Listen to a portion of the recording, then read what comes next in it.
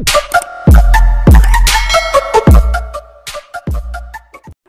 mga master! Welcome back again to our channel. Panibagong araw, panibagong kabanata na naman ang pagsamasamayin natin ngayong araw na ito.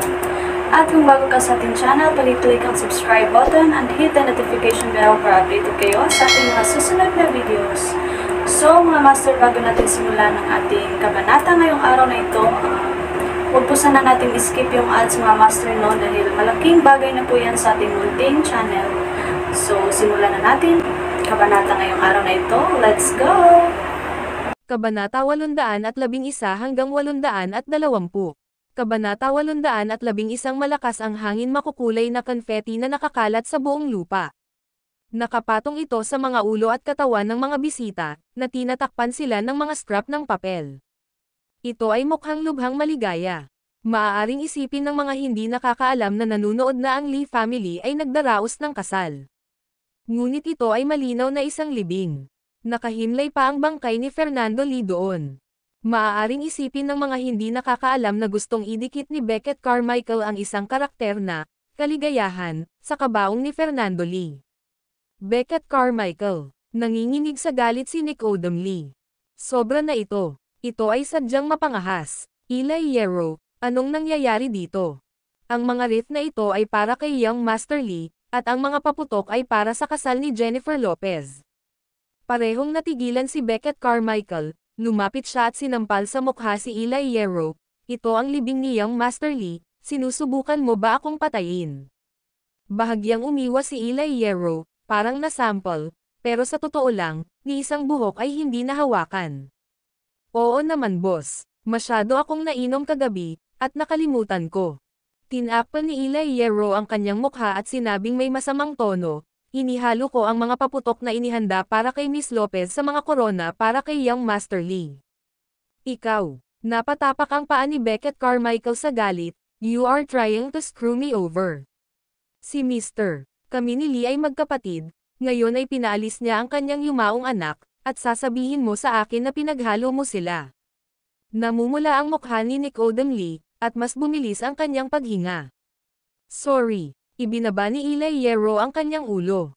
Magwala ka, huwag mong hayaang makita kita. Bumili ka kaagad ng bagong wreath at dalhin mo rito. Itinuro ni Beckett Carmichael si Eli Hierro at nagmura ng malakas. Oo, hindi nagtagal si Eli Hierro at agad na umalis. Muling bumalik sa katahimikan ang bulwagan ng pagluluksa. Ang mga mata ng lahat ay nasa Beckett Carmichael at Julius Reed, parehong nakasuot ng pula. Nakasuot ng mga ekspresyon ng galit. May limitasyon ang pagpatay, ngunit ang ganitong uri ng kahihiyan ay medyo labis. Sa kabisera, sa kanilang mga piling tao, sila ay may posibilidad na mag-iwan ng kaunting mukha sa kanilang mga pakikitungo. Ngunit ngayon, si Beckett Carmichael ay parang isang gang leader kaysa sa pinuno ng Carmichael Corporation. Ang pinuno ng pamilya Carmichael, isa sa 4 na dakilang pamilya. Mr. Carmichael, ang ganitong pag-uugali ay nakakapinsala lamang sa iba nang hindi nakikinabang sa iyong sarili. May tumayo at nagsabi kay Beckett Carmichael, ang mga sumuporta sa iyo, o naging neutral, ay maaaring kumampi kay Mr. Lee dahil sa pangyayaring ito. Talaga, ang paglipat mo ay talagang nasira ang iyong reputasyon. Humakbang si Natalia Leocadia, na may masungit na mukha na nakatingin kay Beckett Carmichael, kahit may puot ang mga pamilya mo, ngayon ang libing ni Fernando Lee. Ang mga patay ang pinakamahalaga, hindi mo ba naiintindihan iyon? Bagamat ang biglaang pagkamatay ni Fernando Lee ay nakagambala sa kanyang mga plano na paalisan si Sofia Leocadia sa pamilya Leocadia. Upang makakuha ng ganap na kontrol sa pamilya Leocadia, kailangan pa rin ni Natalia Leocadia ang suporta ni Nicodem Lee. Kaya sa sandaling ito, malinaw niyang sinabi ang kanyang posisyon, nakatayo sa tabi ni Nicodem Lee. Natalia Leocadia, hindi pa patay si Old Master Leocadia. Ang Leocadia family ay hindi pa sa iyo para ituro sa akin ang mga daliri. Nagdilim ang mukha ni Beckett Carmichael, hindi nagbigay ng kahit anong mukha kay Natalia Leocadia. Hindi niya binigyan ng mukha si Lawrence Collar, lalo na si Natalia Leocadia. Mr. Carmichael, medyo galit na sinabi ni Natalia Leocadia, ngayon ang libing ni Fernando, kahit anong mangyari, ikaw ang matanda dito, Ganito ang ugali Euro, gusto mo bang makipag-away sa buong kabisera? Ang kabisera. Malamig na ngumuso si Beckett Carmichael at tinuro si Julius Reed na pulang-pula sa likod niya, basta mister. Si Reed ay nakatayo sa likuran ko. Kahit na ang buong kabisera ay aking kaaway, paano ito?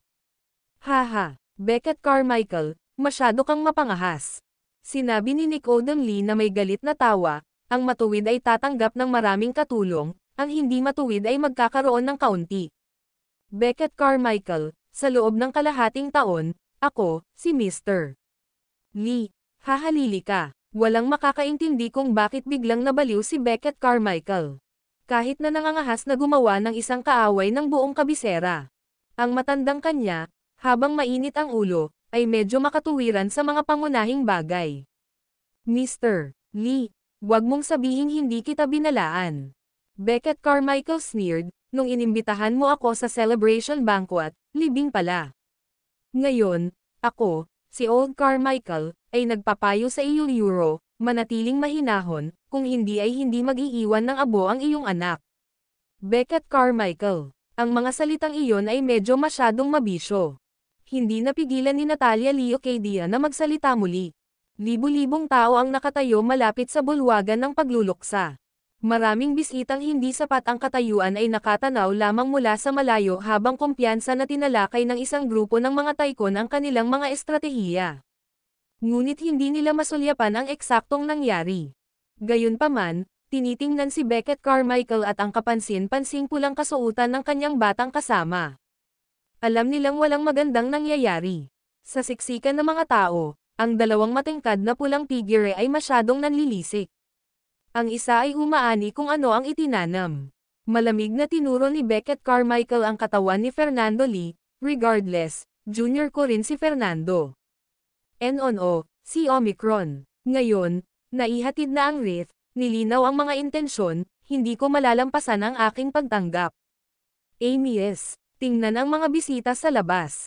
Kaway ng kamay, sumenya si Nick Odom Lee, at agad na lumapit si Amy S. Lee. Please, kayong dalawa. Bagamat sila ay lubos na hindi nasisiyahan sa dalawang lalaki, ang Lee family ay hindi maaaring talikuran ang kagandahang loob. Kailangan pa naming dumalo sa kasal ni Jennifer Lopez. Kung may oras man, makikita mo ako sa tanghali. Lumingon si Beckett Carmichael at tumingin kay Julius Reed, Mr. Reed, alis na tayo.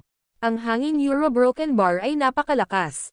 Iniunat ni Julius Reed ang isang kamay, naramdaman ang bilis ng hangin sa hangin. Ito ay medyo malakas, ito ay tagsibol pagkatapos ng lahat, upang asahan, tumanggo si Beckett Carmichael bilang pagsang-ayon. Mr. Lee, tawag ni Julius Reed, lahat ako ng tainga. Na-curious si Nick Odom Lee na marinig ang sinabi ng tahimik na si Julius Reed. Malakas ang hangin. Itinuro ni Julius Reed ang langit, sa ilalim ng mga kondisyong ito, kung ang abo ay nakakalat, walang matitira. Salamat sa iyong pag-aalala. Niyakap ni Nick Odom Lee ang kanyang mga kamay bilang pasasalamat at same time na sinabi, narito ang lahat ng pasilidad at sisiguraduhin namin ang isang mahigpit na escort.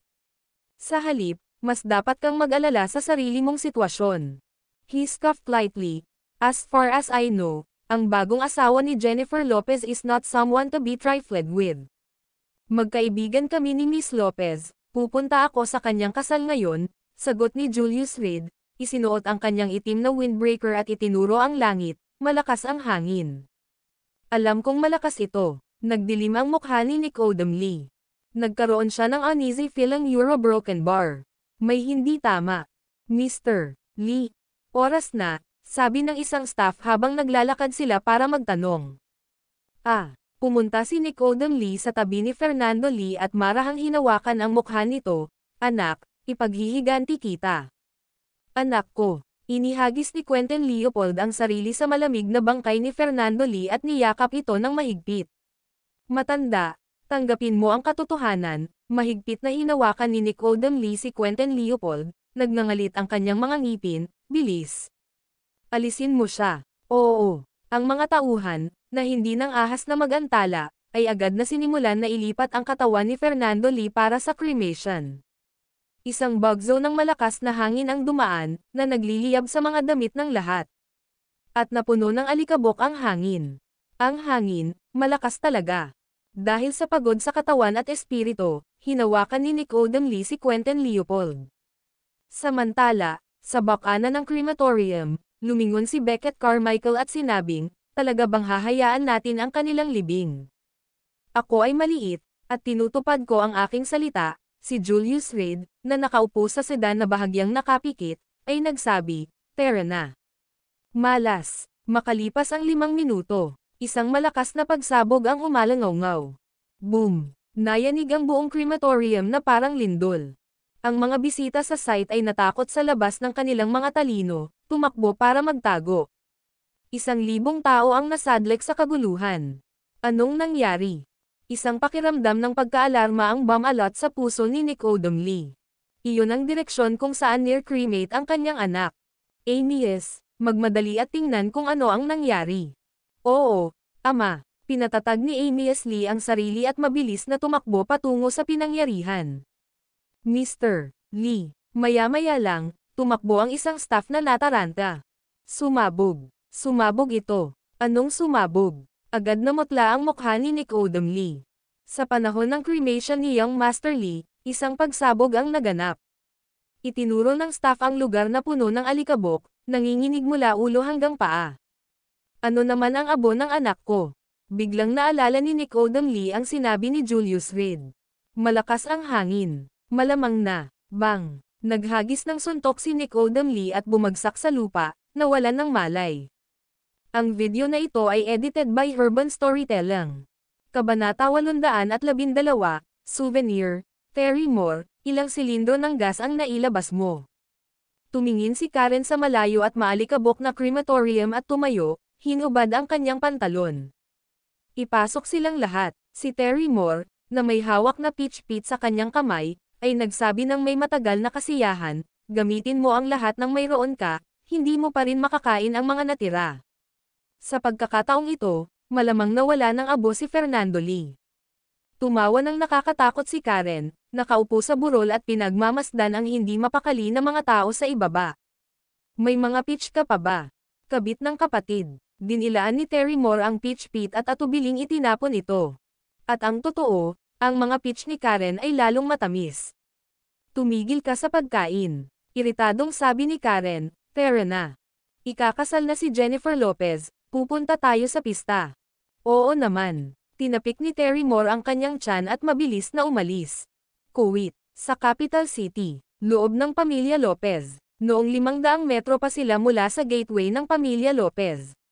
Nakikita na nila ang mga pulang lobo at iba't ibang dekorasyon ng pagdiriwang. Mga 300 metro mula sa gate. Naroon na ang mga miyembro ng Lopez family para tumanggap ng mga bisita. Mga 100 metro ang layo. Ang lupa ay natatakpan ng mga pulang carpet. Pinalamutian ng mga kilalang celebratory banner ang mga pinto, na nasa gilid ng isang grupo ng mga page boys at bridesmaids. Kahit na ito ang kanyang pangalawang kasal. Bagamat kaka-announce lang niya ng hiwalayan niya ilang araw na ang nakakaraan. Pero mukhang persigido ang bagong family head ng pamilya Lopez na gawing maganda ang kasal.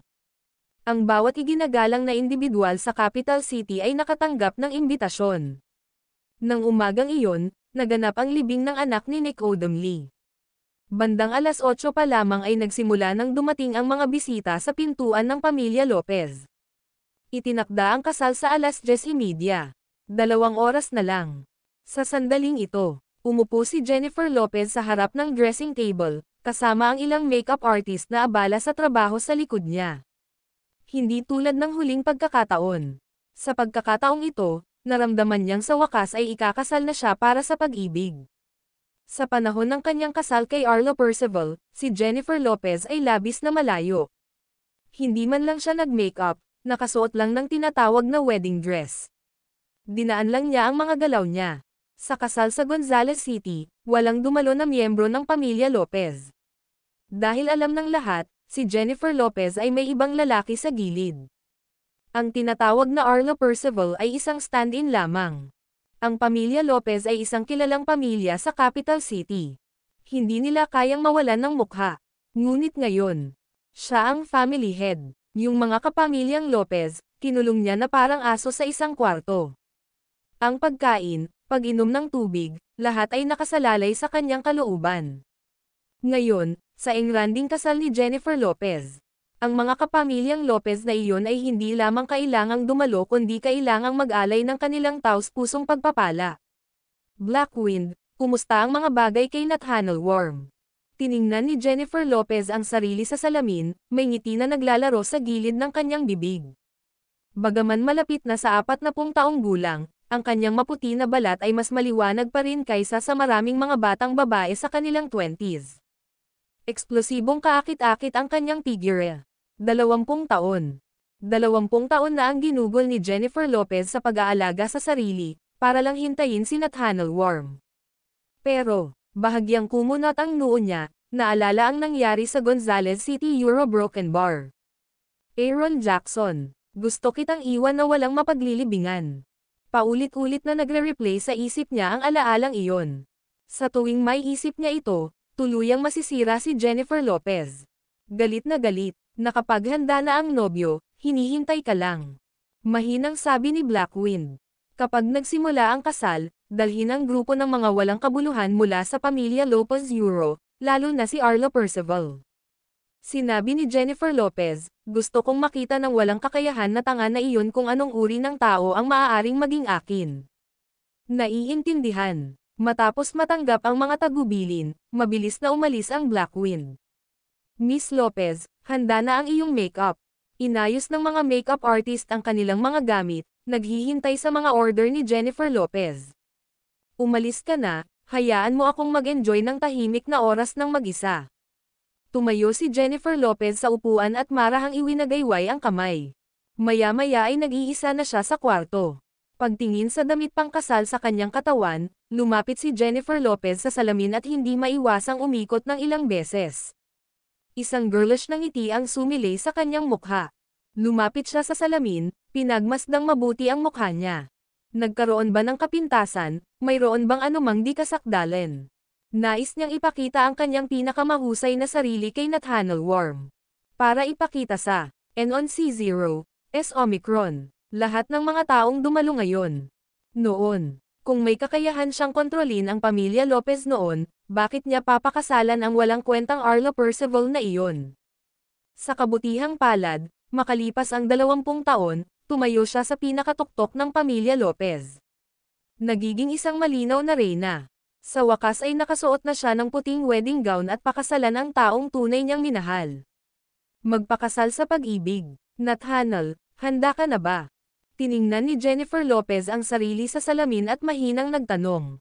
Handa na ako. Si Terry Moore, na nakatayo sa harap ng pintuan ng pamilya Lopez na nakasuot ng cap tulad ng kay Karen, ay tumawag. Kung handa ka na, magmadali at ipadala ito. Ang cap ni Karen ay kinuha ni Terry Moore, kaya nagsuot lang siya ng hoodie.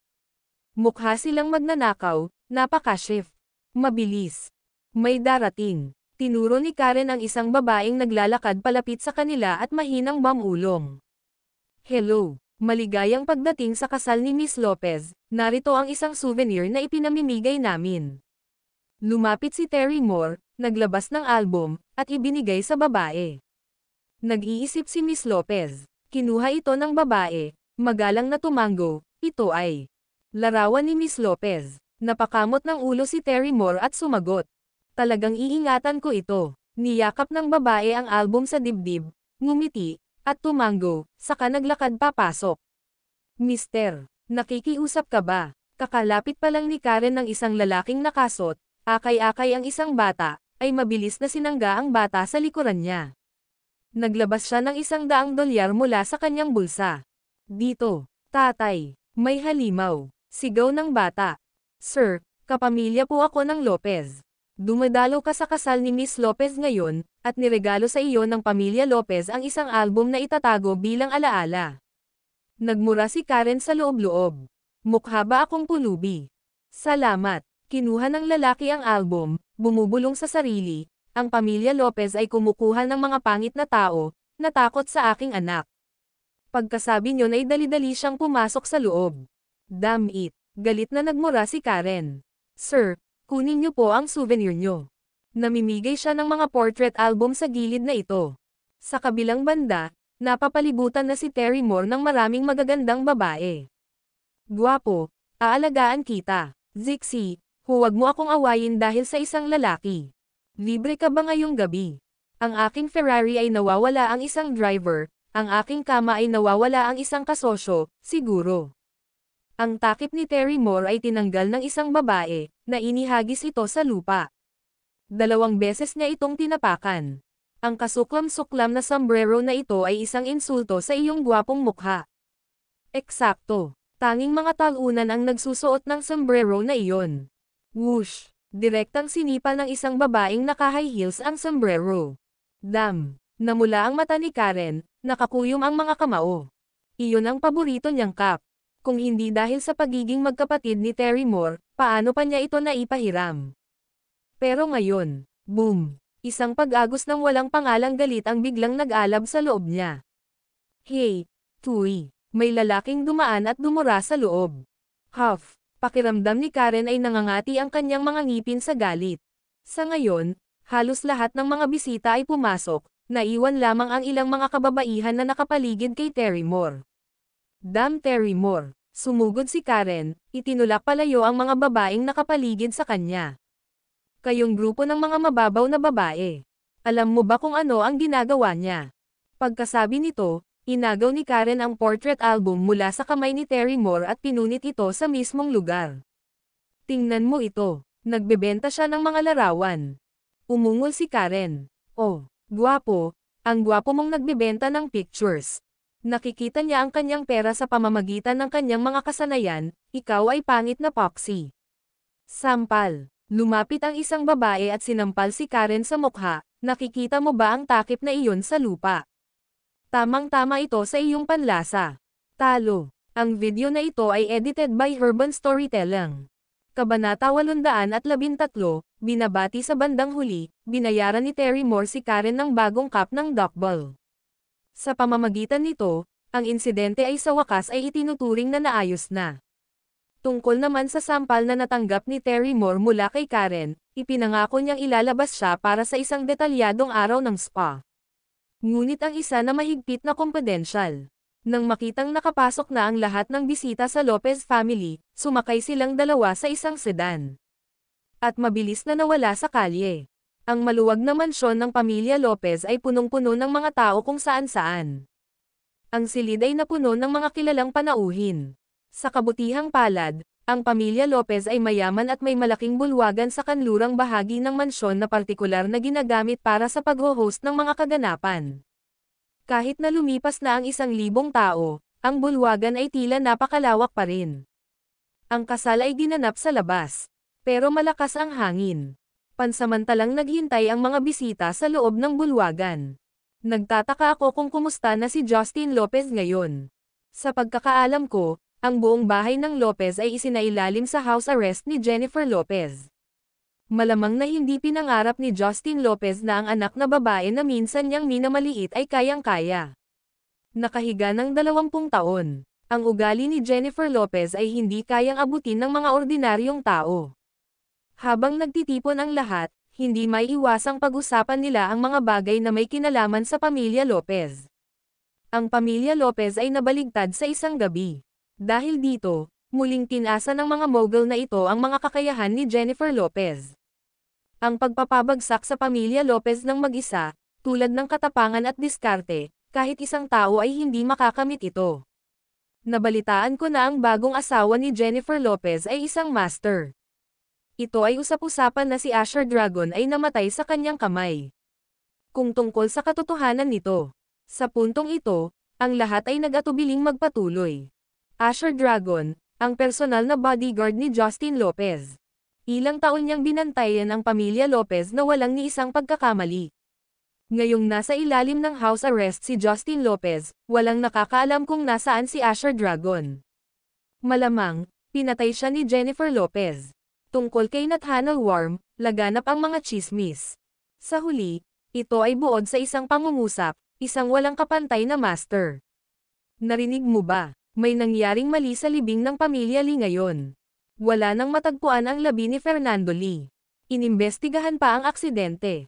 Nagpunta si Matthew Abernathy upang magpadala ng isang korona, tiyak na malansa ang bagay na ito. Maraming tao ang dumalo sa libing at pagkatapos ay tumalikod upang dumalo sa kasal. Natural na naiintindihan nila ang nangyari sa umaga. Ladies and gentlemen, magsisimula na ang kasal. Maya-maya, lumapit si Eli Hierro, tinawag ang mga bisitang nag-uusap sa bulwagan. Tara na, tingnan natin ito. Ang mga tao ay tumayo mula sa kanilang mga upuan at naglakad palabas sa open-air wedding venue. Mula sa malayo, kitang-kita nila si Jennifer Lopez na naka-white wedding gown, nakatayo sa di kalayuan. At sa tapat niya, nakatayo si Nathaniel Worm, nakasuot din ng puting suit. Iyan ba ang maalamat na master? Mukhang ganito. Napapikit ang mga bisita, sinusubukang mas malinaw na tingnan ang mukha ni Nathaniel Worm. Ang nakikita lang siguro nila ay ang kanyang matipunong figure, at ang kanyang tangkad. Tinatayang taas na humigit kumulang 1.85 m. Ladies and gentlemen, welcome sa Pamilya Lopez. Ngayon ibinalita ko, nang ang pinuno ng mga seremonya ay papalapit na sa gitna, na handang ideklara ang kasal ay magsisimula na. Isang grupo ng mga lalaking nakaitim ang pumasok mula sa labas. Matthew Abernathy, ipinaabot ang kanyang pinakamahusay na pagbati kay Miss Lopez at Mr. Mainit para sa isang napakasayang kasal. Si Matthew Abernathy, na nakasuot ng itim, ay pinagsalikop ang kanyang mga kamay at sumigaw ng malakas. Sa likod niya, halos 15 bodyguard ang nakasuot ng itim na pantalon at itim na jacket. Sa mga hindi nakakaalam, baka naisip nila na narito sila para sa libing. Sa likod ni Matthew Abernathy, may dalang itim na payong si Eli Hierro. Kahit hindi umulan, pero, ito ay para sa palabas. Nawala na ba sa isip si matandang Carmichael? Nagdudulot ng gulo sa pamilya Lee sa umaga, at ngayon dito sa pamilya Lopez. Talaga bang iniisip ni Matthew Abernathy na hindi siya magagapi? Dalawang posibilidad. Maaaring nabaliw si Matthew Abernathy, o talagang may kumpiyansa siyang suportahan ito. Nakita si Matthew Abernathy na nakasuot ng itim na kasuotan para dumalo sa kasal, at may ibang may dalang korona sa likod niya. Ang mga mogul ay nagsimula ng hindi mapakali. Naningkit ang mga mata ni Jennifer Lopez, isang mamamatay tao na layunin ang namumuo sa kanyang puso. Ngayon ang pinakamahalagang araw ng kanyang buhay. Hindi siya papayag na sirain ito ng sinuman. Kahit na si Matthew Abernathy, hindi ito papayagan. Tumigil ka dyan. Pinangunahan ni Eli Hierro ang kanyang mga tauhan para harangin sila, ngayon ang kasal ni Miss Lopez. Pakiusap, CEO Carmichael, pagbigyan mo kami. Click. Sumunod si Eli Hierro, ang kanyang itim na payong ay tumama ng husto sa binti ni Eli Hierro. Direktang nabali ang buto ng binti. Mr. Nandito si Carmichael para dumalo sa kasal ni Miss Lopez, may problema ba? Diretso ang pagtapak ni Beckett Carmichael sa dibdib ni Blackwind at isang hakbang ay nilagpasan siya. Nangingibabaw, mayabang, pagwawalang bahala para sa lahat. Boss Carmichael, pinigilan ni Jennifer Lopez si Nathaniel Worm na akmang gagawa ng hakbang, dahan-daang naglakad sa harap ni Beckett Carmichael, ngayon ang araw ng kasal ko. Kung may manggahas manggulo, hindi ko sila bibitawan. Ano ang ibig mong sabihin dito, Miss Lopez? Bahagyang nagulat na sabi ni Beckett Carmichael, nagmadali ako dito para bigyan si Miss Lopez ng blessings ko. Sa isang kasal, nagpapadala ng isang wreath. Itinuro ni Jennifer Lopez ang puting wreath sa likod ni Beckett Carmichael at Nishan, narinig ko na ang mga pakulo ni CEO Carmichael dati. Pero, hindi ako si Nicodem Lee, babae ako. At may sama ng loob ako. Huling beses nang mamatay ang anak mo, wala ako sa Gonzales City at may utang ako sa kanya ng wreath, kaya nakabawi na ako sa pagkakataong ito. Ikinaway ni Beckett Carmichael ang kanyang kamay, at ang kanyang mga nasasakupan, na parang walang ibang naroroon, ay naglagay ng wreath sa gitna. Sa wreath, may portrait din ni Zane Percival. Nakaramdam ng lamig ang mga bisita sa kanilang mga gulugad. Ito ay, sadyang nakakadiri, ang kasal ni Jennifer Lopez, at siya ay kumukuha ng gayong pagkabansot. Lubhang kasuklam-suklam. Ikaw, itinuro ni Jennifer Lopez si Beckett Carmichael, ang isang korona, kailangan ding bumawi. Kahit anong mangyari, nasira na ang masaya niyang mood ngayon. Kahit na maging maayos ang kasal, hindi na niya mararamdaman ang saya sa kanyang puso. Ang pagiging perpekto na gusto niya. Ang pakiramdam ng kaligayahan na nais niya. Wala na lahat. Dapat maging tapat ako. Ang hindi napapanahong pagkamatay ng iyong anak ay labis na nagpalungkot sa akin. Hinawakan ni Beckett Carmichael ang kanyang dibdib gamit ang kanyang kamay, ang kanyang mukha ay nagpapakita ng kalungkutan. Ngayon, partikular akong nag-imbita ng banda na magdaos ng isang alaala para kay Zane. Nang matapos siyang magsalita, nagsimula ng maglabas ng mga instrumentong pangmusika ang kanyang mga bodyguard sa kanilang mga damit. May mga plota, perhas, at harmonicas. Simple at prangka, pagkatapos makumplito ang memorial, ipagdiriwang ko ang iyong kasal ng may buong paggalang. Natapos magsalita si Beckett Carmichael at pinagsalikop ang kanyang mga kamay bilang pagpupugay. Nagsimulang tumugtog ang malungkot na musika mula sa likuran. Huminga ng malalim si Nathaniel Warm, at nagsimulang tumaas ang nakamamatay na aura sa paligid niya. Sarili niyang anak iyon. Isara ang mga pinto. Sigaw ni Jennifer Lopez. Bang! Agad na isinara ang mga pintuan ng pamilya Lopez. Diretso silang pinalibutan ng 12 ng Lopez Family Guards. Beckett Carmichael, ako, si Jennifer Lopez, ay isang babae. Wala akong malawak na pag-iisip ni Nick Odomley. Ngayon ay sinira mo ang kasal ko, at ako na ang bahala sa buhay mo. Napuno ng matinding puot ang mga mata ni Jennifer Lopez. Napakahalaga ng araw na ito para sa kanya. Ngunit si Beckett Carmichael, naglakas loob na magdala ng larawan ng kanyang anak at humawak ng wreath. Humihip at pumalo, N on Omicron, S Omicron. Hindi niya kinaya. Paano ang apat na pangunahing pamilya? At paano ang pagiging CEO ng Carmichael Group? Sa kapirasong lupang ito ng pamilya Lopez, siya ang tumatawag. Ikaw, karapat-dapat sa kamatayan na higit sa nararapat. Dahan-daang naglakad si Nathaniel Warm patungo kay Beckett Carmichael. Mr. Mainit, matagal ko nang narinig ang iyong mga pambihirang kakayahan, ngunit ito ay nasa kabisera ng lungsod. Pinaikit ni Beckett Carmichael ang kanyang mga mata, ang lamig na nagmumula sa kanyang likuran. Masyadong malakas ang presensya ng kalaban. Capital City. So ano, hanggat gusto kitang patayin, mula sa langit sa itaas hanggang sa Yellow Springs sa ibaba, maaari ka bang makatakas? Si Nathaniel Warm ay humakbang pasulong. Natahimik ang eksena. Ngunit sa sandaling ito lang Euro. Unti-unting dumating ang dagandong na tunog ng isang helicopter. Lahat ay nagtaas ng ulo, nakatingin sa itaas. Malakas ang bagyo. Makita lang Euro. Isang helicopter ang umaaligid mga 10 metro sa itaas ng tahanan ng pamilya Lopez na may banner na nakasuspine sa ibaba. Sa banner, binasa ito sa matapang na mga titik. Congratulations kay Mr. Aaron Jackson at Miss Jennifer Lopez, hilingin sa iyo ang isang maligayang buhay mag-asawa. Kasunod nito, mula sa helicopter, isang figure ang tumalon pababa. Ang video na ito ay edited by Urban Storytelling. Kabanata 814 na You Can't Kill Me, ano ba yan? Bang! Bago pa makapag-react ang lahat, mabilis na bumagsak ang isang figure. Lumapag sa lupa, ang mga berdeng ladrilyo ng patio ng pamilya Lopez ay nabasag sa epekto.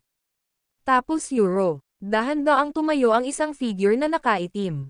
Diyos ko, may shooting ba sila ng movie? Mula sa 12 ng metro ang taas. At hindi siya namatay sa pagkahulog. Sino ang taong ito? At sino yung Aaron Jackson na nasa banner? Ang banner na nakasabit sa helicopter ay partikular na nakasisilaw. Agad ding sumikip ang puso ni Jennifer Lopez sa sukdulan. Alam niya, may video si Julius Reed nila ni Aaron Jackson. Gusto niyang makuha ito, ngunit ang front gate ay nakasarado ng mahigpit, dahil sa takot na magdudulot ng gulo si Julius Reed. Sinong mag-aasahan na talagang magparachute ang lalaki?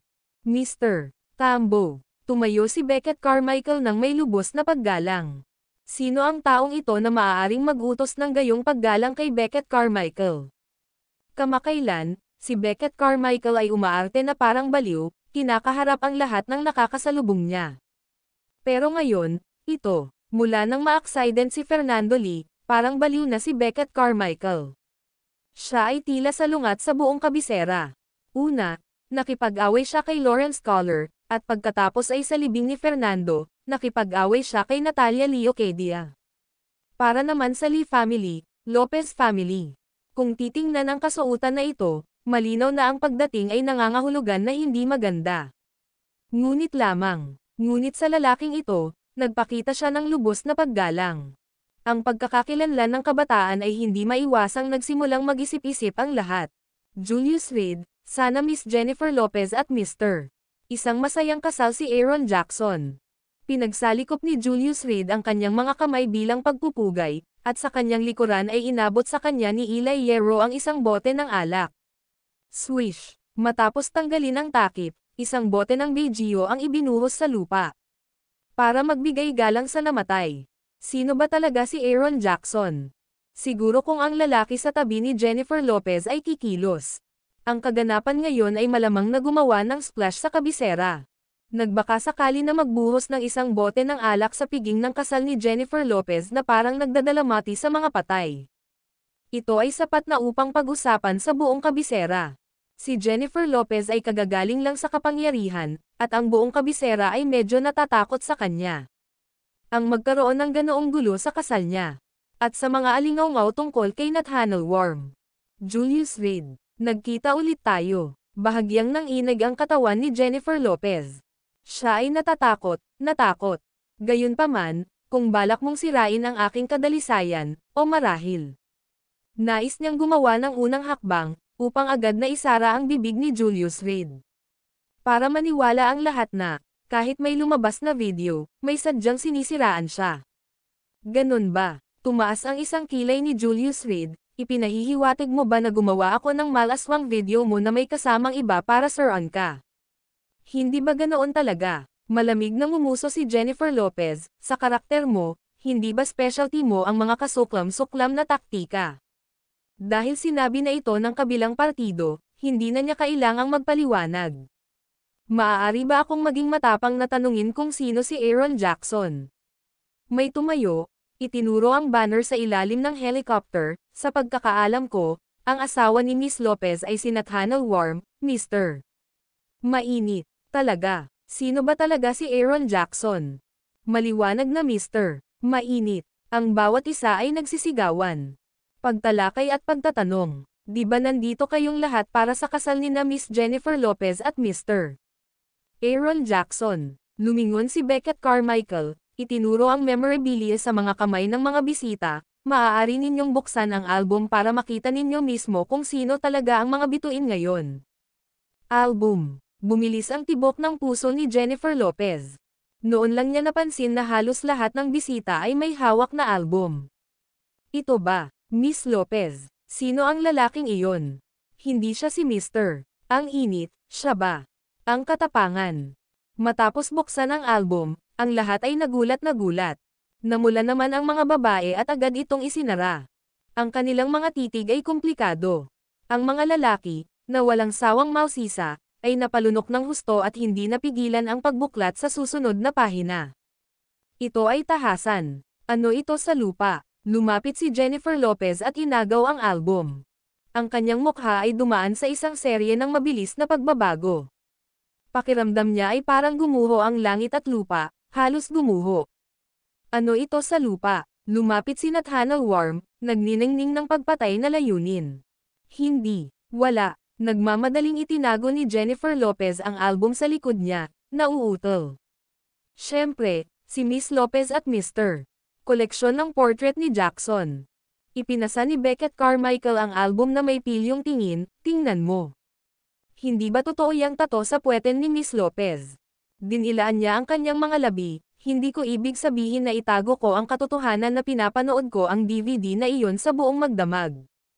Kasabay nito, hinawakan ni Beckett Carmichael ang kanyang baywang, ang kanyang mukha ay puno ng inggit, Mr. Worm, talagang pinagpala ka. Markang paywa. Pinunit ni Nathaniel Worm ang photo album sa isang mabilis na galaw. Ang kanang kamay niya ay bumaril patungo sa lalamunan ni Beckett Carmichael.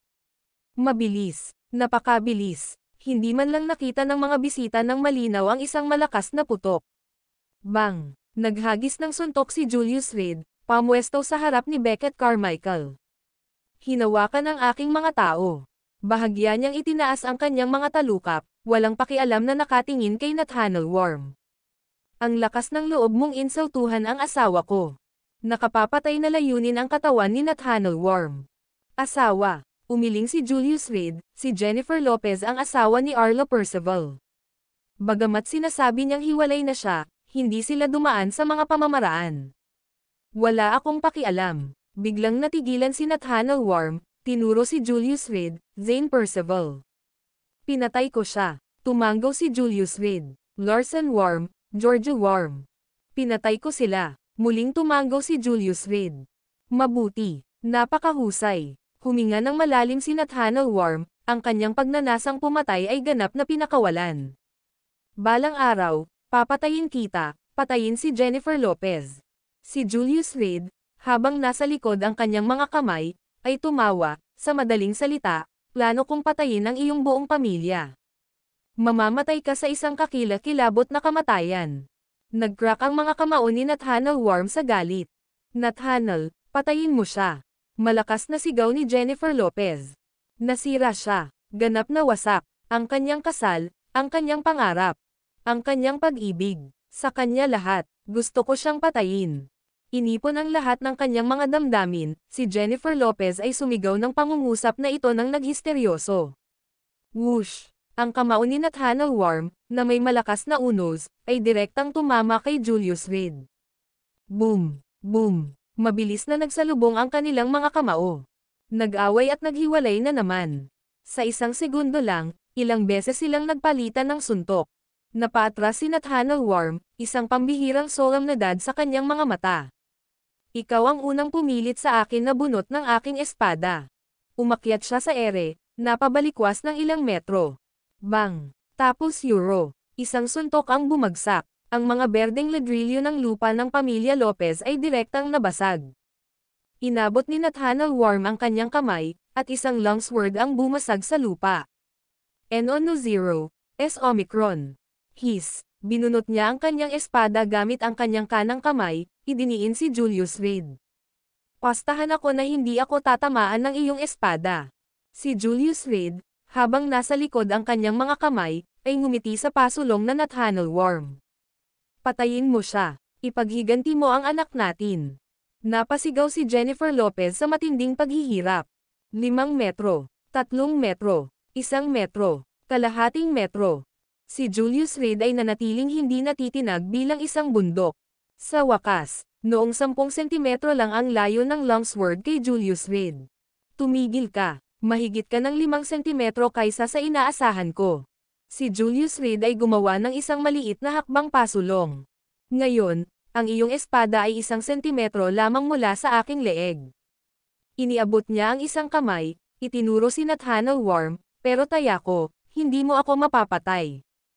Patay na katahimikan. Tahimik talaga. Ang mga bisita ay nanood ng tunggalian sa harap nila, na puno ng damdamin. Nathaniel, patayin mo siya. Excited na sigaw ni Jennifer Lopez. Maghihiganti kaya sa wakas. Klang. Ngunit sa sandaling iyon, bahagyang nanginginig ang mga labi ni Nathaniel Worm, at nahulog sa lupa ang kanyang longsword. Nakaramdam din ng panghihina si Jennifer Lopez. Ang lason na ito ay tinatawag na absolute dust. Tumalikod si Julius Reed, umalis kasama si Beckett Carmichael sa mahabang hakbang. Arlo Percival, iniiwan ko ang iyong babae sa iyo. Salamat, Mr. Tambo. Sa isang sigaw, si Arlo Percival, na may hawak na punyal at puno ng mamamatay tao na aura, ay lumabas mula sa likurang patio ng pamilya Lopez. Sa kanyang mga mata ay nag-aalab ang matinding puot. Ang video na ito ay edited by Urban Storytelling. Kabanata 815, Paghihiganti, Ikaw. Jennifer Lopez stood rooted to the spot, na parang na-freeze siya sa pwesto. Ang bawat kalamnan sa kanyang katawan ay naninigas, hindi makagalaw. Wala siyang nagawa kundi panoorin ng walang magawa si Arlo Percival na hakbang-hakbang na papalapit sa kanya. Nakatayo din si Nathaniel Worm sa looban, pinananatili ang posture ng paghawak ng espada gamit ang isang kamay. Ngunit ang espada ay nahulog na sa lupa. Lahat ng mga panauhin sa Lopez family courtyard ay nakadama ng matinding kahinaan. Ang gamot ay nawiwisik mula sa helicopter. Bagamat ang epekto ay lubhang nabawasan, mayroon pa rin silang kalahating oras. Mga ngalun si Arlo Percival, namumula ang mga mata, ay lumapit kay Nathaniel Worm at Jennifer Lopez. Bahagyang nanginig ang kamay na may hawak ng kutsilyo. Ang ibig sabihin ng pagpatay ay hindi na rin siya makakaligtas. Ngunit hindi ba't namuhay siya ng ganoong kahabag-habag nitong mga taon para lamang ipaghiganti ang kanyang ama? Para ipaghiganti ang sarili niya. Para parusahan ang makamandag na babaeng nauna sa kanya. Ngayon na, dumating na ang pagkakataon. Nasa kamay niya ang kutsilyo. Kaya, tayo, mamatay ng magkasama. Nathaniel, iligtas mo ako. Jennifer Lopez tried to struggle, tried to avoid. Ngunit ang epekto ng absolute dust ay lalo na kitang-kita sa isang ordinaryong tao na tulad niya. Kawalan ng pag-asa, labis na kawalan ng pag-asa. Nang makita ang kanyang nominal na asawa ng mahigit isang dekada na papalapit ng hakbang-hakbang, siya ay lubos na walang magawa. Siya, napuno ng makamandag na ngiti ang mukha ni Arlo Percival, ni hindi niya kayang iligtas ang sarili niya, paano kanya ililigtas? Arlo, kung tutusin, kami ay mag-asawa, ikaw. Bigyan mo ako ng pagkakataon alang-alang sa bilyon-bilyong ari-arian na natulungan kong kumita, pakiusap ni Jennifer Lopez. Alam na hindi na siya kayang iligtas ni Nathaniel Worm, puno ng takot ang kanyang puso. Ano man ang mangyari, hindi niya akalain na ang walang kabuluhang minamaliit niya ay maaaring magkaroon ng araw niya. Pinatay mo ang tatay ko. At sinira mo ako, ano ang kailangan ko ng pera? Lumapit si Arlo Percival at marahang hinaplos ang pisngi ni Jennifer Lopez. 20 years ago, noong ikasal tayo, hindi ka naman ganoon kabawitch, di ba? Arlo, anong gusto mong gawin? Binabalaan kita, ito ang pamilya Lopez, ito ang kabisera ng lungsod. Nagmamasid ang buong courtyard. Naramdaman ni Jennifer Lopez na nagbago si Arlo Percival. Hindi na siya ang sunod-sunod na talunan noon, kundi isang demonyo. Isang demonyong naghihiganti. Sa nakaraan, hindi niya man lang gugustuhing sulyapan ang walang kabuluhang ito. Ngunit ngayon, ang mga mata ni Arlo Percival ay napuno ng pagnanasang pumatay. Natakot siya nito. Ano naman ang Lopez family? Paano ang kabisera? Isang galit na tawa ang pinakawalan ni Arlo Percival, at sa isang mabangis na sampal, tinamaan ang mukha ni Jennifer Lopez. Sampal. Sa tahimik na patio, ang tunog na ito ay partikular na malupit. Ngayon, papatayin kita. Pagkasabi nito, marahan niyang idiniin ang maliit na kutsilyo sa mukha ni Jennifer Lopez. Hindi, nakikiusap ako sa iyo. Basta't binitawan mo ako, sumasang-ayon ako sa anumang mga kahilingan mo. Natakot si Jennifer Lopez. Hindi pa siya natakot ng ganito. Kahit noong nalantad ang kanyang pakikipagrelasyon at ikinulong siya sa isang silid ng pamilya Lopez. Hindi siya gaanong natakot, dahil alam niyang tiyak na lilito si Nathaniel Worm. Ngayon, wala na siyang mga card na natitira upang laruin. Tumayo si Nathaniel Worm, hindi kalayuan sa kanya. Hindi mailigtas ang sarili. Arlo, asawa mo ako. Puno ng pagmamakaawa ang tono ni Jennifer Lopez. Maging ang mga luha ay hindi napigil ang tumulo. Enon ko, Omicron. Natatakot siya sa kamatayan. Sobrang takot sa kamatayan. Naisip niya na makokontrol niya ang pamilya Lopez at gugulin ang buong buhay kasama si Nathaniel Worm. Hindi niya inaasahan na sa araw ng kanilang engranding kasal ay may mangyayaring ganito. Asawa. Nanlaki ang mga mata ni Arlo Percival habang nagpakawala ng nakakapanghinayang tawa. Ngayon, sabi mo asawa kita. Pero niloko mo ako sa harap ng buong capital city. Iyon ba ang dapat gawin ng isang asawa? Hindi. Nagkamali ako. Alam kong nagkamali ako. Si Jennifer Lopez ay takot na takot, labis na takot. Alam niya na si Arlo Percival ay may intensyon na mamatay. Bago siya mamatay, determinado siyang isama siya. Mali. Ano ang mahalaga kung mali ako? Samando si Arlo Percival at masuyong hinalikan si Jennifer Lopez sa mukha. Huminga siya ng malalim, ang mukha niya ay isang larawan ng rapture, talagang may amoy siya. Ikaw at ako ay kasal sa loob ng 20 taon at hindi kailanman naging ganito kakilala. Jennifer Lopez, isa ka talagang slut. Pagkatapos magsalita, marahang kinurot ng kamay ni Arlo Percival ang mukha ni Jennifer Lopez. With one motion, hinalikan siya nito. Ang matingkad na lipstick sa labi ni Jennifer Lopez ay nabahira ng maputlang mga labi ni Arlo Percival.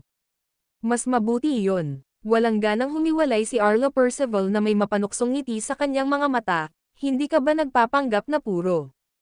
Kumikilos tulad ng isang puting lotus. Sheriff. Hinubad niya ang damit pangkasal ni Jennifer Lopez sa isang pagkakataon. Inilalantad siya para makita ng lahat.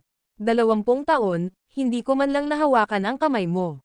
At ngayon, tumawa ng malakas si Arlo Percival habang ang maliit na kutsilyo sa kamay ay patuloy na humahagod sa mukha ni Jennifer Lopez. Ako ay isang puta. Ako ay isang asong babae. Arlo, nakikiusap ako sa iyo. Hayaan mo lang ako ngayon, at tiyak na magiging masunurin akong asawa sa hinaharap. Walang tigil sa pag-agos ang luha ni Jennifer Lopez. Kahihiyan, takot, at kahihiyan. Naka-expose ang upper body niya para makita ng lahat. Pakiramdam niya ay nararamdaman niya ang kakaibang titig ng mga bisita sa eksena. Ngunit ano ang magagawa niya? Ang pananatiling buhay ang pinakamahalaga. Haha, tawa ng tawa si Arlo Percival. Puno ng kasiyahan ang mga mata, the esteemed Miss Lopez, calling herself a bitch. Anong palabas? Ako. Patuloy na nagmamakaawa si Jennifer Lopez, wala akong kahihiyan. Hindi ako tao. Please. I swear to the heavens, Jennifer Lopez, kung ililibre mo ako, aalagaan kita ng mabuti mula ngayon.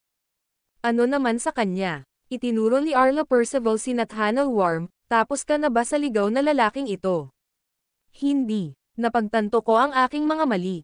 Mula ngayon, puputulan ko na ang lahat ng relasyon sa kanya, wala ng kontak. Sabi ni Jennifer Lopez sa kawalan ng pag-asa. Sa harap ng kaligtasan, ang pag-ibig at katapatan ay walang halaga. Ang manatiling buhay ang tanging pag-asa. Talaga. Dahan-daang lumapit si Arlo Percival kay Nathaniel Worm, narinig mo ba siya? Ikaw. Isa ka lang dispensable na bagay. Thwak. Tinusok niya ang kanyang kutsilyo. Tina-target ang ibabang bahagi ng katawan ni Nathaniel Worm, ang kinuha niya sa akin noon. Ngayon, babawiin ko. Tumulo. Tuloy-tuloy ang pagtulo ng dugo. Napapikit si Nathaniel Worm, huminga ng malalim. Tahimik at walang salita. Pakiramdam ni Jennifer Lopez ay parang dinudurog ang kanyang puso. Ngunit hindi siya naglakas loob na magsalita. Hindi ng ahas na pigilan siya, ni hindi man lang ng ahas na tumingin. Haha, si Mr. Mainit, simula ngayon, magiging eunuch ka na. Tumawa ng malakas si Arlo Percival, na lumapit kay Jennifer Lopez, pagmasdan ang lalaking mahal mo na nagiging katulad ko. Masakit ba? Hindi. Siya. Nakuha niya ang nararapat sa kanya. Nakapikit na sabi ni Jennifer Lopez, sa mahinang boses. Tapos ikaw. Makukuha mo rin ang nararapat sa iyo. Ang kutsilyo ni Arlo Percival ay dahan-daang binabaybay sa mukha ni Jennifer Lopez. Isang hiwa, dalawang hiwa, isang nakakadurog na sigaw ang pinakawalan ni Jennifer Lopez.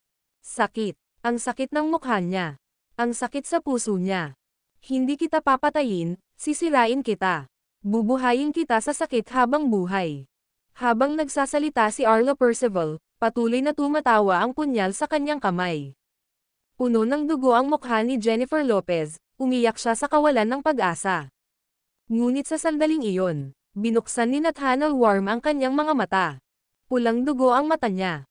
Ang kamay niya, dahan-daang gumalaw. Pagkatapos, sa pagsisikap, yumuko siya, pinulot ang mahabang espada na nahulog sa lupa. Ang video na ito ay edited by Urban Storytelling. Kabanata 816, lumitaw ang kulog Nathaniel Worm moved stiffly. Ang bawat paggalaw ay tila napakahirap. Pero lumipat siya. Nanlaki ang mga mata ng mga bisita, alam nilang magbabalik ang sitwasyon. Ngunit walang ideya si Arlo Percival. Siya ay nagbubunyi sa tuwa. Ang saya ng paghihiganti, at ang saya ng pas ang naglalaro ng daga. Sa bawat hiwa, nakaramdam siya ng matinding tuwa. Jennifer Lopez. Nagsisisi ka ba? Nagsalita si Arlo Percival na nakanganga ang kanyang bibig, ang mga mata ay lasing. Demonyo ka Euro broken bar kahit sa kamatayan, hindi kita bibitawan. Nag-alab ang matinding paghihirap sa mukha ni Jennifer Lopez. Nawasak. Ang buhay niya, nawasak. Sa kamay ng lalaking nasa harapan niya. Ang kanyang asawa sa pangalan lamang. Ganun ba? Magkasama tayong mamatay, at sa ibaba, maaari tayong magpatuloy na maging mag-asawa. Dinilaan ni Arlo Percival ang dugo sa talam, isang malisyosong kinang ang kumikislap sa kanyang mga mata. Thud. Sa sandaling iyon, itinutok ni Nathaniel Worm ang espada. Nang inig ang katawan ni Arlo Percival, namilipit ang mukha sa matinding paghihirap. Si Nathaniel Worm ay umungal na galit, gamit ang lahat ng kanyang lakas. Humakbang siya pasulong, nagpupumiglas pasulong Euro Broken Bar. Si Arlo Percival ay sumipsip ng malamig na hangin, pakiramdam niya ay unti-unting nawawala ang kanyang lakas. Ang espada, paunti-unti nakausli sa kanyang dibdib. Sa nakakapaso na mainit na dugo, Jennifer Lopez, sabay na tayo. Ginamit ni Arlo Percival ang kanyang huling bit ng enerhiya para ihulog ang punyal sa dibdib ni Jennifer Lopez. Pagkatapos, nahulog siya, dalawang katawan, nagkapatong. Parang mag-asawa Euro Broken Bar. Si Nathaniel Worm ay sumigaw, nagpakawala ng isang mahaba, pataas na alulong. Duguan ang mga mata niya, nanginginig ang kamay habang hawak ang espada. Ganap na alikabok, ngayon pa lang, hindi pa siya tuluyang nakaka-recover. Ang bawat hakbang ay napakahirap. Ang iba, lalo pang hindi makagalaw. Kahit na ang mga epekto ng lason ay bahagyang nabawasan. Julius Reed, papatayin kita. Napayuko si Nathaniel Worm, ginamit ang lahat ng kanyang lakas para itulak ang katawan ni Arlo Percival palayo. Pagkatapos, dahan-dahan niyang binuhat si Jennifer Lopez. Kahit may punyal pa sa dibdib niya. Ganoon, hakbang-hakbang, lumayo siya sa Lopez family courtyard. Apektado na ng lason, ang may bitbit na tao ay lalong naging hamon sa paglalakbay. Klang! Nang sinipa niya ang pintuan ng Lopez family. Napahinto siya saglit. Thud! Bumagsak sa lupa ang mainit pa ring katawan ni Jennifer Lopez. Sa pintuan, dalawang malalaki at pulang kabaong ang inilagay. Kasama ang maliwanag na pulang karakter na Joy. Nabasa nila, binabati ka ni Julius Reed ng kagalakan sa iyong kasal. Julius Reed. Si Nathaniel Worm ay umungal, gumuhit ng kanyang mahabang espada. Naglazlaz siya. Klang! Nakatusok ang espada sa kahoy. Wala nang lakas si Nathaniel Worm. Lumuwa siya ng isang subo ng dugo, diretsyong nakahiga sa ibabaw ng kabaong, humihingal. Kuwit. Umalis na sina Julius Reed at Beckett Carmichael sa Lopez family at papunta na sila sa estate ni Beckett Carmichael. Sa loob ng isang kafa karapatang-ari, si Elvin Leo Cadia, na may sombrero, ay ibinaba ang labi, at nag-dial ng numero. Philan Kensington, ito ay nasa kanilang hindi maiiwasang landas. Desyerto doon, madaling kumilos. Natanggap. Isang malamig na boses ang nagmula sa telepono. Kailangan mo pa ba? Ang tulong ko. Medyo nakaramdam ng takot si Elvin Leo Cadia. Ngunit sa pag-alala sa pagkamatay ni Alaric Moore, muling nag-alab ang galit sa kanya. Kapag kailangan namin ang Leo Cadia family, makikipag-ugnayan kami sa iyo. Ang boses sa kabilang dulo ay walang malasakit gaya ng dati. Maaaring mamatay si Julius Reed ngayon. Kinakabahang tanong ni Elvin Leo Cadia. Siya ay bago sa negosyo ng pagpatay. Walang problema. Sa tuwing kikilos si Hades, hindi siya nabigo. Hihintayin ko ang iyong balita. Ibinaba ni Elvin Leo Cadia ang telepono, ang kanyang emosyon ay magulong. Nakahiga si Philan Kensington sa pagitan ng pamilya Lopez at ng pamilyang Carmichael. Ito ay isang lugar na puno ng mga puno ng poplar. Ang bagong tahanan ni Beckett Carmichael ay nakadapo sa isang bundok, ngunit hindi kumpleto ang pagtatayo. Kasama ang kalsada. Omicron. Bagamat si Boss Carmichael ay nagplano na mismo na magbayad para sa isang kalsada. Ngunit hindi pa nagsisimula ang trabaho. Ang tanging pagpipilian ay tahakin ang kalsadang ito. Sa kabutihang palad, ito ay araw. CEO Carmichael, parang may nauuna. Pinabagal ni Eli Hierro ang sasakyan, itinuro ang isang madilim na figure na nakahiga sa unahan ng kalsada. Dahan-dahan. Kung talagang tao, iwasan ang mga gulo. Tumingin si Beckett Carmichael, ngunit napakalayo pa rin ito para makakita ng malinaw. Ito ay talagang isang tao, na tila nahimatay. Ang isa sa mga bodyguard sa passenger seat ay matamang tumitig at sinabi kay Eli Hierro, "Kuya Samuel, tumigil muna kayo, titignan ko ito. Kung may panganib man, huwag kang mag-alala sa akin, umalis ka na lang." "Oo naman, mag-ingat ka," tumanggaw si Eli Hierro. Ang kanyang mga mata ay hindi natitinag sa madilim na figure sa lupa. Maingat na nilapitan ng bodyguard ang figure na may hawak na baril. Matapos makumpirma na walang panganib, yumuko siya upang suriin ang taong nasa lupa. Ito ay isang matandang lalaki. Nakahinga siya. Hindi patay. Ngunit, siya ay malubhang nasugatan. Mga damit, bakit parang pamilyar sila? Brother Samuel, ang kanyang mga damit ay parang katulad ng nakita ni Brother Davenport sa taong iyon noong nakaraan. Sigaw ng bodyguard. Titingnan ko. Bahagyang kumunot ang noo ni Julius Reed at inutusan si Eli Hierro, "Kung umabot sa timog, umalis ka rito. Tandaan mo, walang bagay sa mundong ito ang hindi ko kayang hawakan." Ngunit, nag-alinlangan si Eli Hierro, ang kanyang ugali ay ibang-iba sa kung paano niya tratuhin ang dating bodyguard. "Magiging pabigat lang sa akin ang pananatili mo." Kinaway-kaway ni Julius Reed ang kanyang kamay at naglakad mag-isa. Kung may ibang nagsabi nito, siguradong sasampalin sila ni Eli Hierro. Pero ngayong sinabi na ni Julius Reed, talagang naantig siya. Sa totoo lang, kung ang lalaking nauna sa kanya ay hindi kayang talunin ito, tiyak na wala silang pagkakataon. Wilson Pavilion na naman. Yumuko si Julius Reed para tingnan ang damit ng lalaki.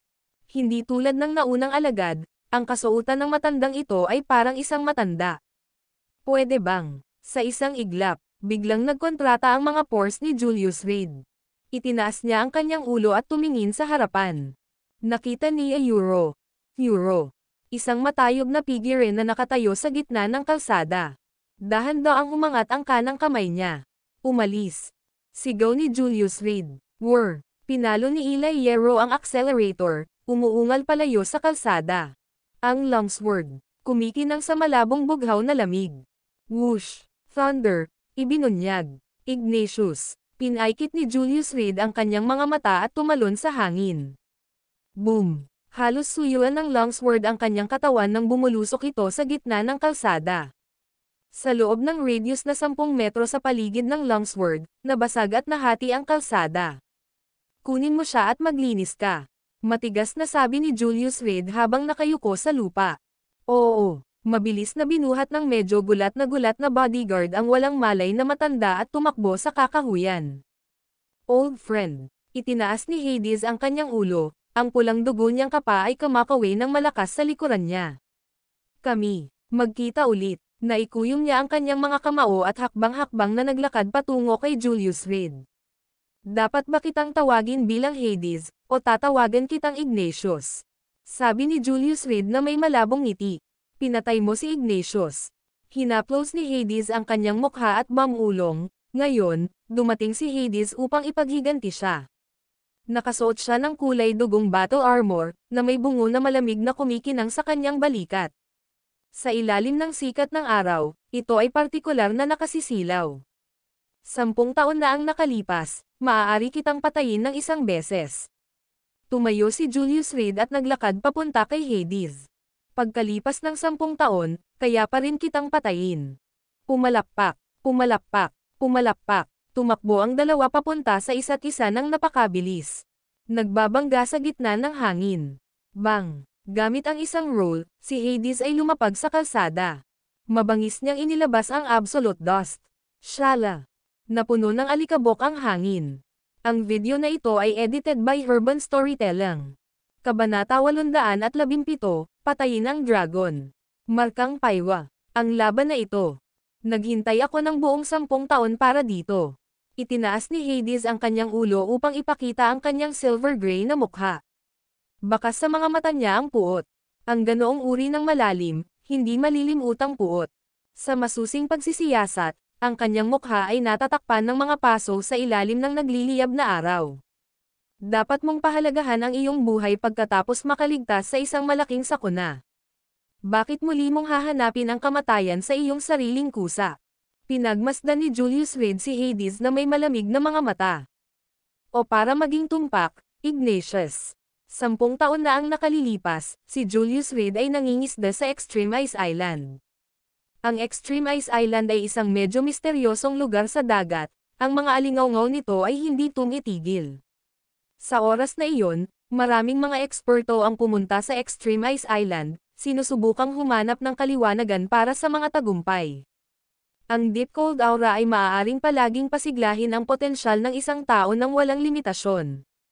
Bilang Saint Lord ng 10,000 Mountain Alliance, si Julius Reed, na walang magandang gawin, ay nagkataong dumaan at nagpasyang mangisda sandali. Nagkataon lang na nakilala niya si Hades, na kilala bilang Ignatius, noong panahong iyon. Noon, ubod ng gwapo si Hades, kaunti lang kumpara kay Julius Reed. Gayunpaman, pinagnanasaan niya ang deep sea dragon turtle na panangisda ni Julius Reed. Ang Extreme Ice Island ay puno ng iba't ibang pambihirang produkto ng dagat, na sinasabing may mga katangiang nagpapahaba ng buhay. Kahit na hindi nila pahabain ang buhay ng isang tao, maaari nilang pagbutihin ang paglilinang ng isang tao.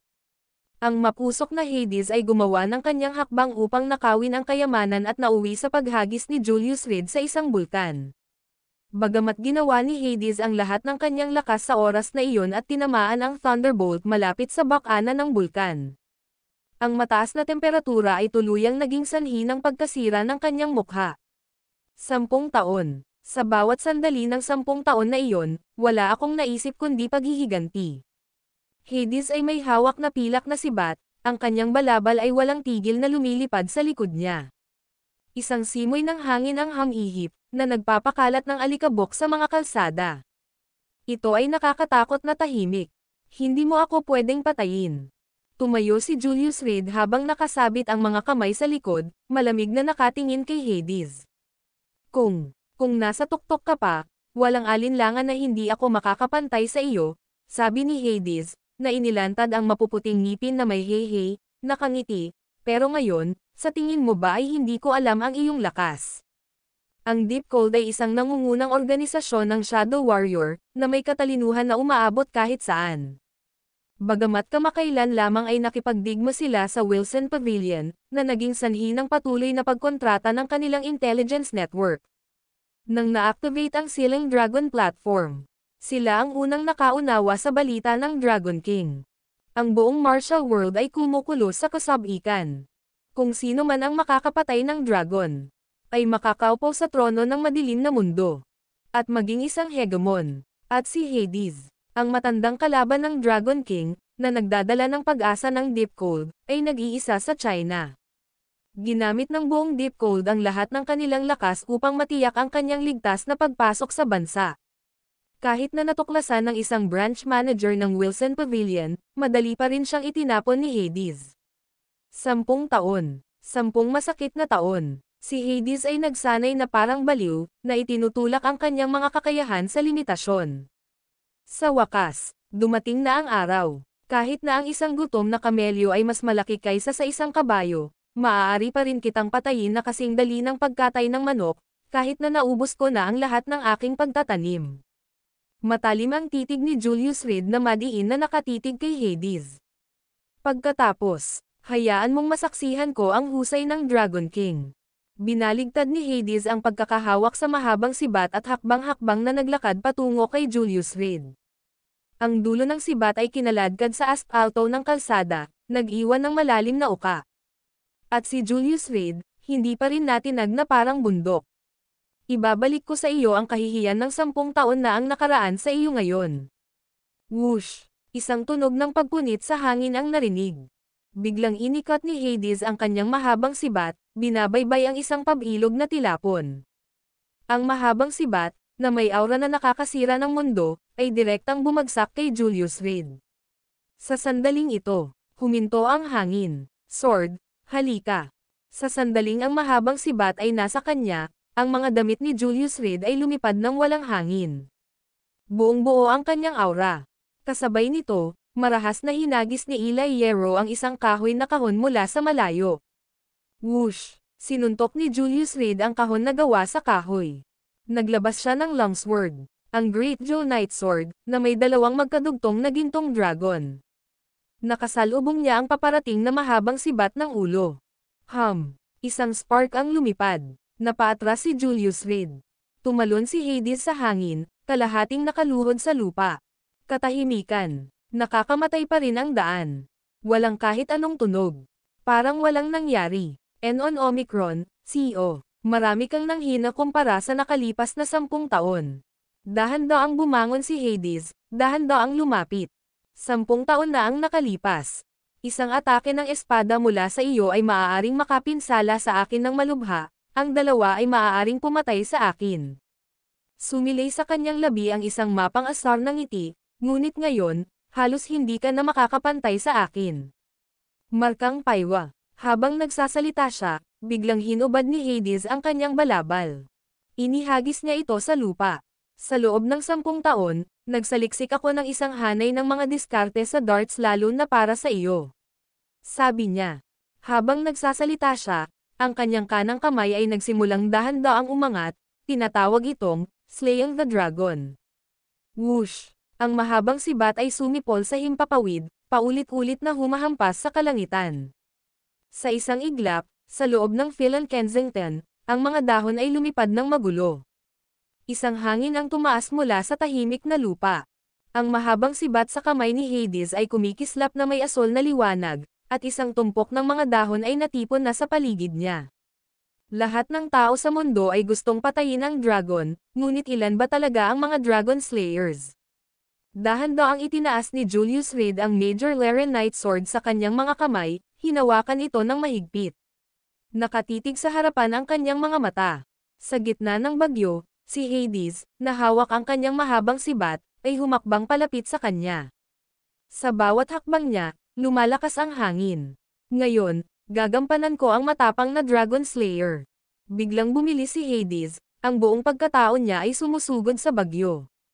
Ang mabangis na hangin ay hamampes, at ang lupa ay kumulog sa sobrang gulat. Ang pagiging matapang na mandirigma ay hindi ganoon kadali. Bahagyang nanginig ang Major Larenite Sword sa kamay ni Julius Reed, na para bang sinapian ng Sword Spirit. Whoosh! Ang mga nalaglag na dahon ay tumalon ng husto. Pagkatapos, sa malamig na kislap ng kidlat, sumambulat siya.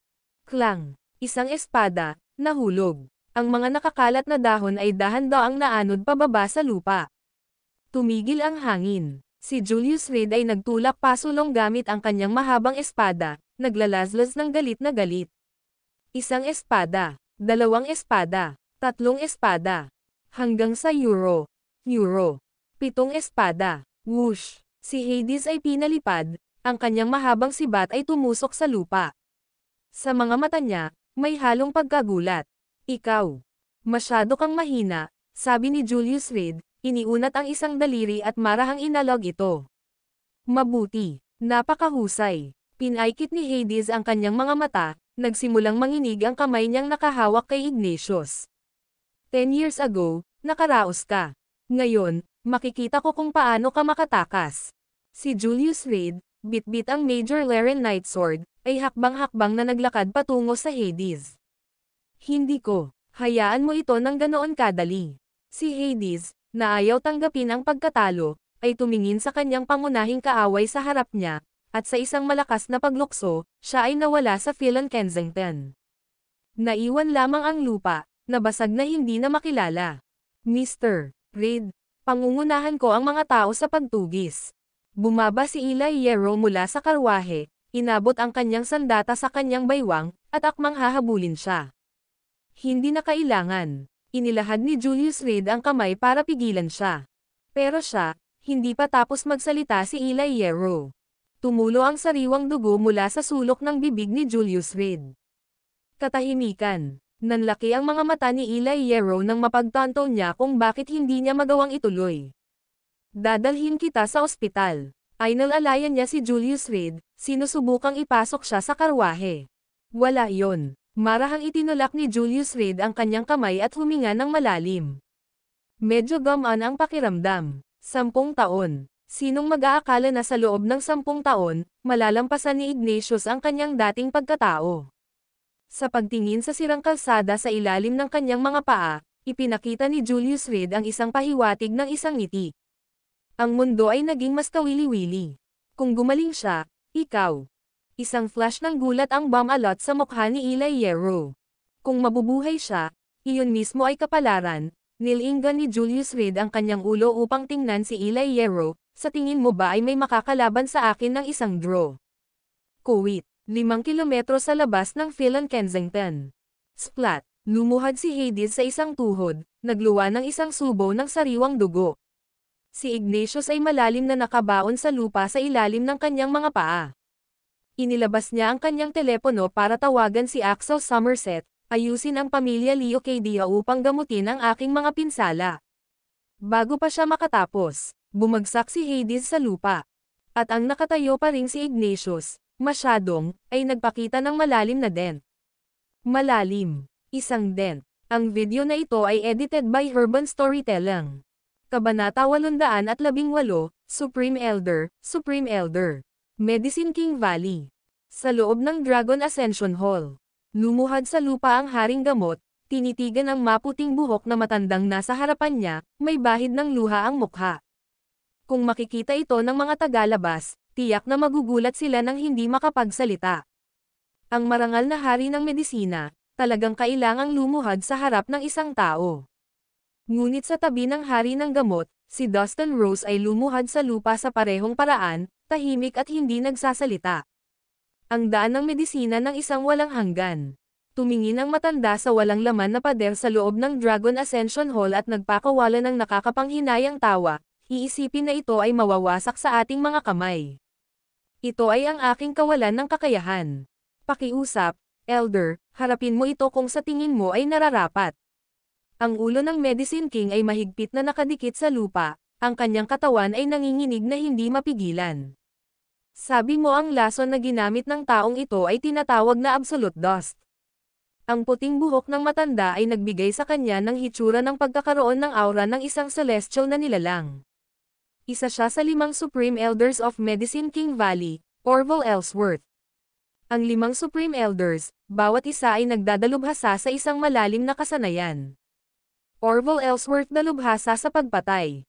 Sa kanyang mga pamamaraan ng paggamit ng lason, walang makakapantay sa kanya. Sa sandaling gumawa siya ng isang hakbang, maaari niyang patayin ang isang tao nang hindi nag-iiwan ng bakas. Ngayon, nang marinig ang malaking kalamidad sa Medicine King Valley, si Orville Ellsworth ay direktang humiwalay sa kanyang pag-urong. Bumalik siya sa Medicine King Valley. Ngunit sa pagpasok, nag-alab ang galit sa kanyang puso. Nabasag ang warning bell sa pasukan. Sa loob ng Dragon Ascension Hall. Ang karangalan na binantayan ng buhay ng mga henerasyon ng Medicine King Valley Euro, ang plaque ng Medicine Path of an Eternity, ay nabasag ng pira-piraso. Ang mga elite na disipulo ay kalunos-lunos na pinatay, na ang reputasyon ng Medicine King Valley ay lubos na nawala. Talaga, itinaas ng Medicine King ang kanyang ulo, ang kanyang mga mata ay puno ng takot. Walang dapat magkamali.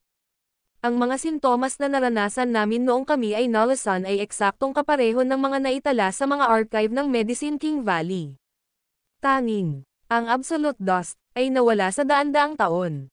Kasunod ng bigla ang pagkamatay ng kilalang Medicine King noong panahong iyon. Tuluyan na itong nawala. Pagkalipas ng daan-daang taon, may gumamit ng lason na ganap na alikabok, para ibagsak ang Medicine King Valley. Paanong hindi magugulat ang mga elder? Matapos ang biglaang pagkamatay ng henyong Medicine King na iyon, ang Medicine King Valley ay nagtatag ng isang panuntunan. Sa itaas ng Medicine King, dapat mayroong Supreme Elder. Upang maiwasan ang pagkagambala ng angkan. Kung ang henyong Medicine King na iyon ay hindi biglang namatay, ang Medicine King Valley ay magiging mas maluwalhati ngayon. Ganap na alikabok, pinaikit ni Orville Ellsworth ang kanyang mga mata, itinuro ang kampana sa gitna ng Dragon Ascension Hall. Ang kabataang iyon noon, siya ba ang nag-flick ng absolute dust sa Grand Bell? Eksakto, dinaig ng kahihiyan ang haring gamot. Siya ang Medicine King ng Medicine King Valley, pagkatapos ng lahat. At gayon pa man siya ay binaligtad ng lason. Sa harap mismo ng mga mata ng mayayamang tao mula sa lahat ng dako. Pwede ba? Lumakad si Orville Ellsworth, bahagyang hinihimas ang ibabaw ng malaking kampana. Bagamat 2 o 3 araw na ang lumipas, ang lakas ng ganap na alikabok, ay mabigat. Kung ito ay talagang tinamaan sa kampana, tiyak na may nalalabi. Parang, umiling si Orville Ellsworth, mukhang hindi tama. Ngunit ang epekto ng lason na iyon ay eksaktong tumugma sa Absolute Dust. Tumayo ang Medicine King, itinuro ang malaking kampana, sa loob ng kalahating minuto, lahat ng nasa loob ng Dragon Ascension Hall ay nabaligtad ng lason. Naalala niya ito ng husto. Ang kanyang minamahal na alagad ay malupit na pinatay, siya ay pinahiya. Isang puot na nakaukit sa kaibuturan ng kanyang mga buto. Karen, nag-defect siya. Tumayo si Orville Ellsworth habang nasa likod ang kanyang mga kamay, nakatingin sa direksyon ng gate ng Medicine King Valley. Tama, nakaayos na ako para sa isang inner sect disciple na nakatago sa pamilya Leocadia upang patayin siya gamit ang isang mabagal na pagkilos na lason, na magdudulot ng matinding sakit. Namumula ang puot sa mga mata ng Medicine King, damned Karen. Traidor, labis niyang kinasusuklaman ang mga taksil. Sa totoo lang, hindi mahalaga ang isang traidor. Isa lang namang outer sect disciple, kung tutuusin. Ngunit ang hindi kinaya ng Medicine King ay si Karen, isang outer sect disciple, ay naglakas loob na sampilan siya sa mukha. Para patayin ang kanyang minamahal na alagad. Ang hierarchy sa Medicine King Valley ay napakahigpit, kung saan ang mga inner sect disciples ay parang tao. Ang mga outer sect disciple ay parang mga aso. Ngayon, dahil sa kahihiyan ng isang outer sect disciple na hindi niya itinuring na tao, nagkimkim siya ng matinding puot. Isang outer sect disciple, patayin mo na lang siya at tapos na. Walang pakialam na sabi ni Orville Ellsworth. Sa maraming elite sa Medicine King Valley, kahit na ang inner sect disciples ay hindi mahuli ang kanyang mata, lalo na ang outer sect disciples. Gayunpaman, ang taong ito ay ininsulto ang aming sekta, at talagang hindi namin ito matitiis. Lumingon siya at tumingin sa bakanteng lugar sa dingding. Doon, dapat nakasabit ang signboard ng Medicine Path of an Eternity. Pakiusap, Supreme Elder, gumawa ng desisyon para sa amin.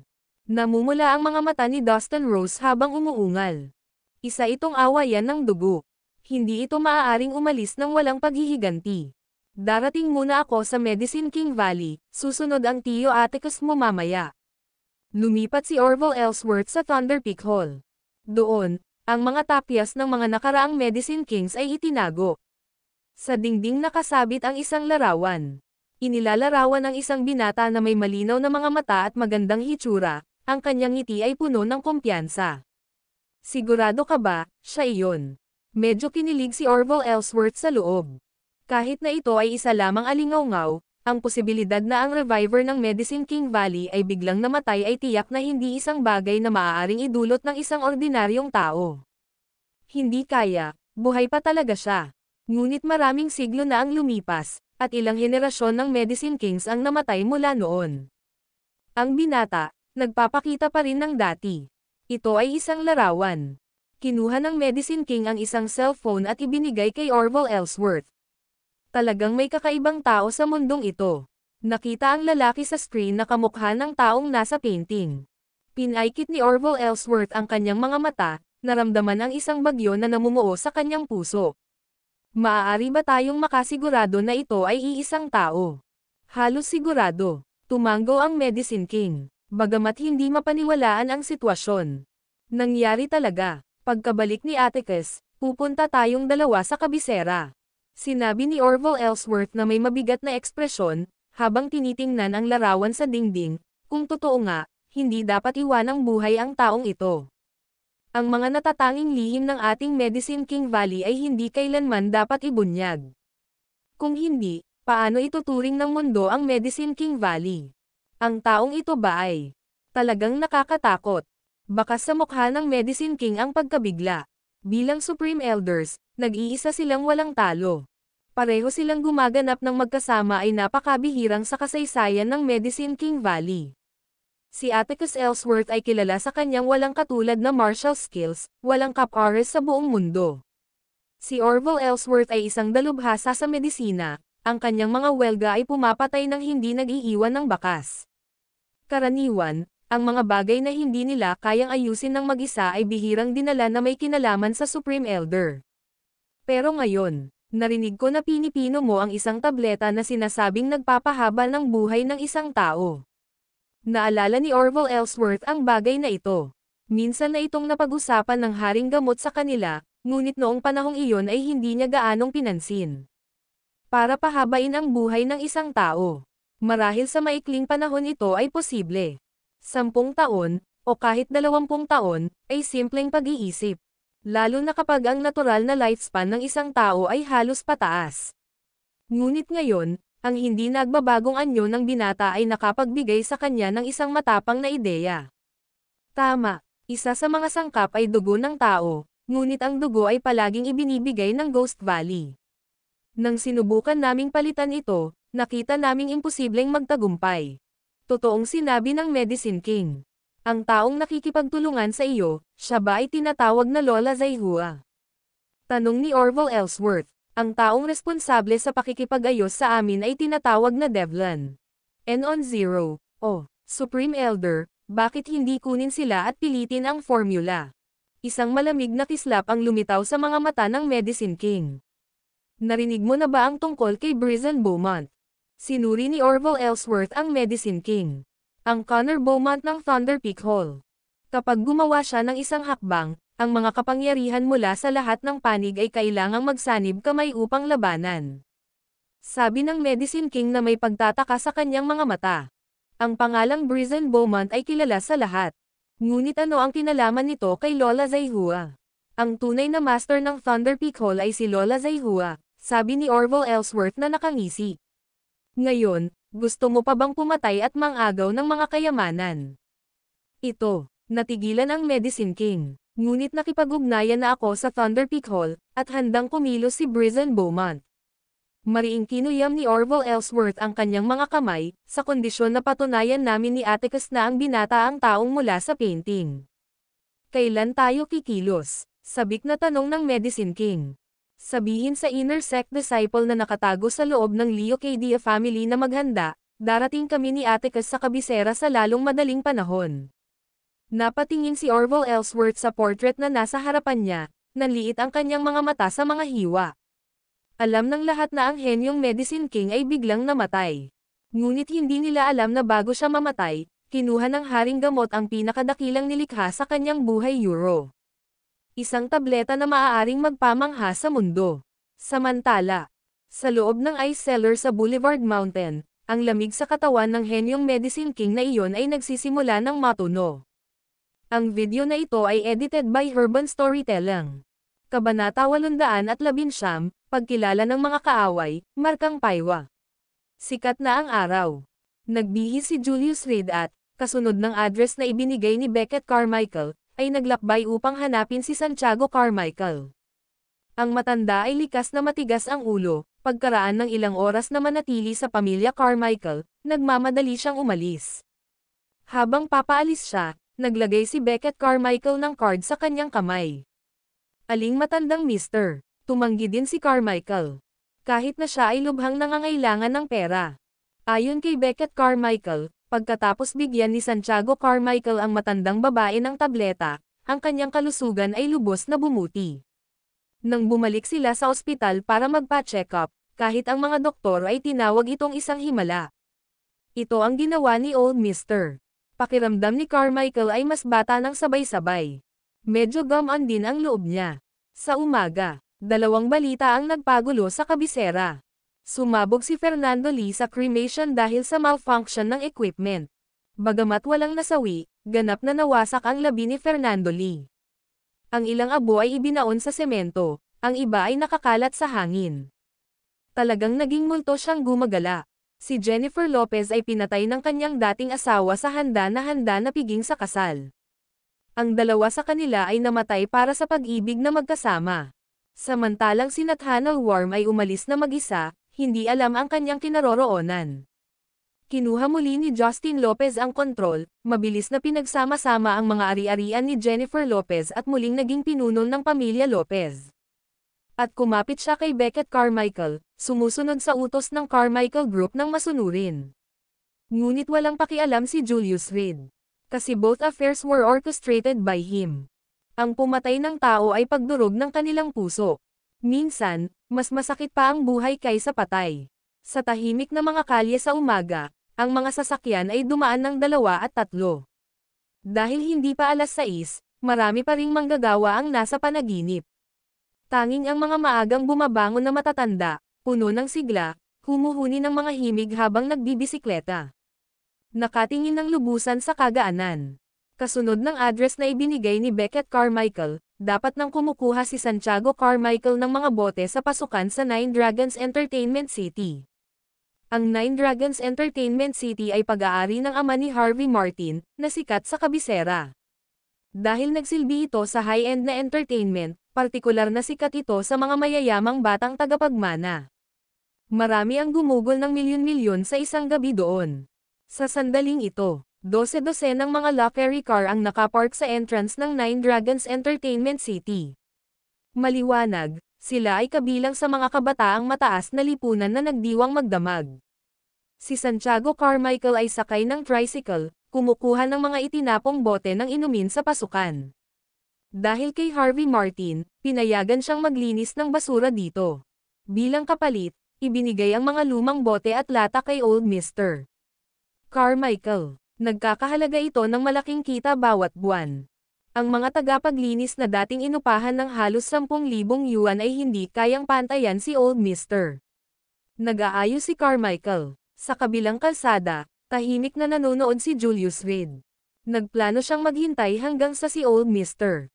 Tinapos ni Carmichael ang kanyang mga gawain bago pumunta upang pag-usapan ang tungkol kay Isabella Worm. Sa sandaling iyon, ilang lasing na lalaki ang natisod palabas mula sa Nine Dragons Entertainment City. Napapikit si Julius Reed, nagulat nang makilala ang isang kakilala rito.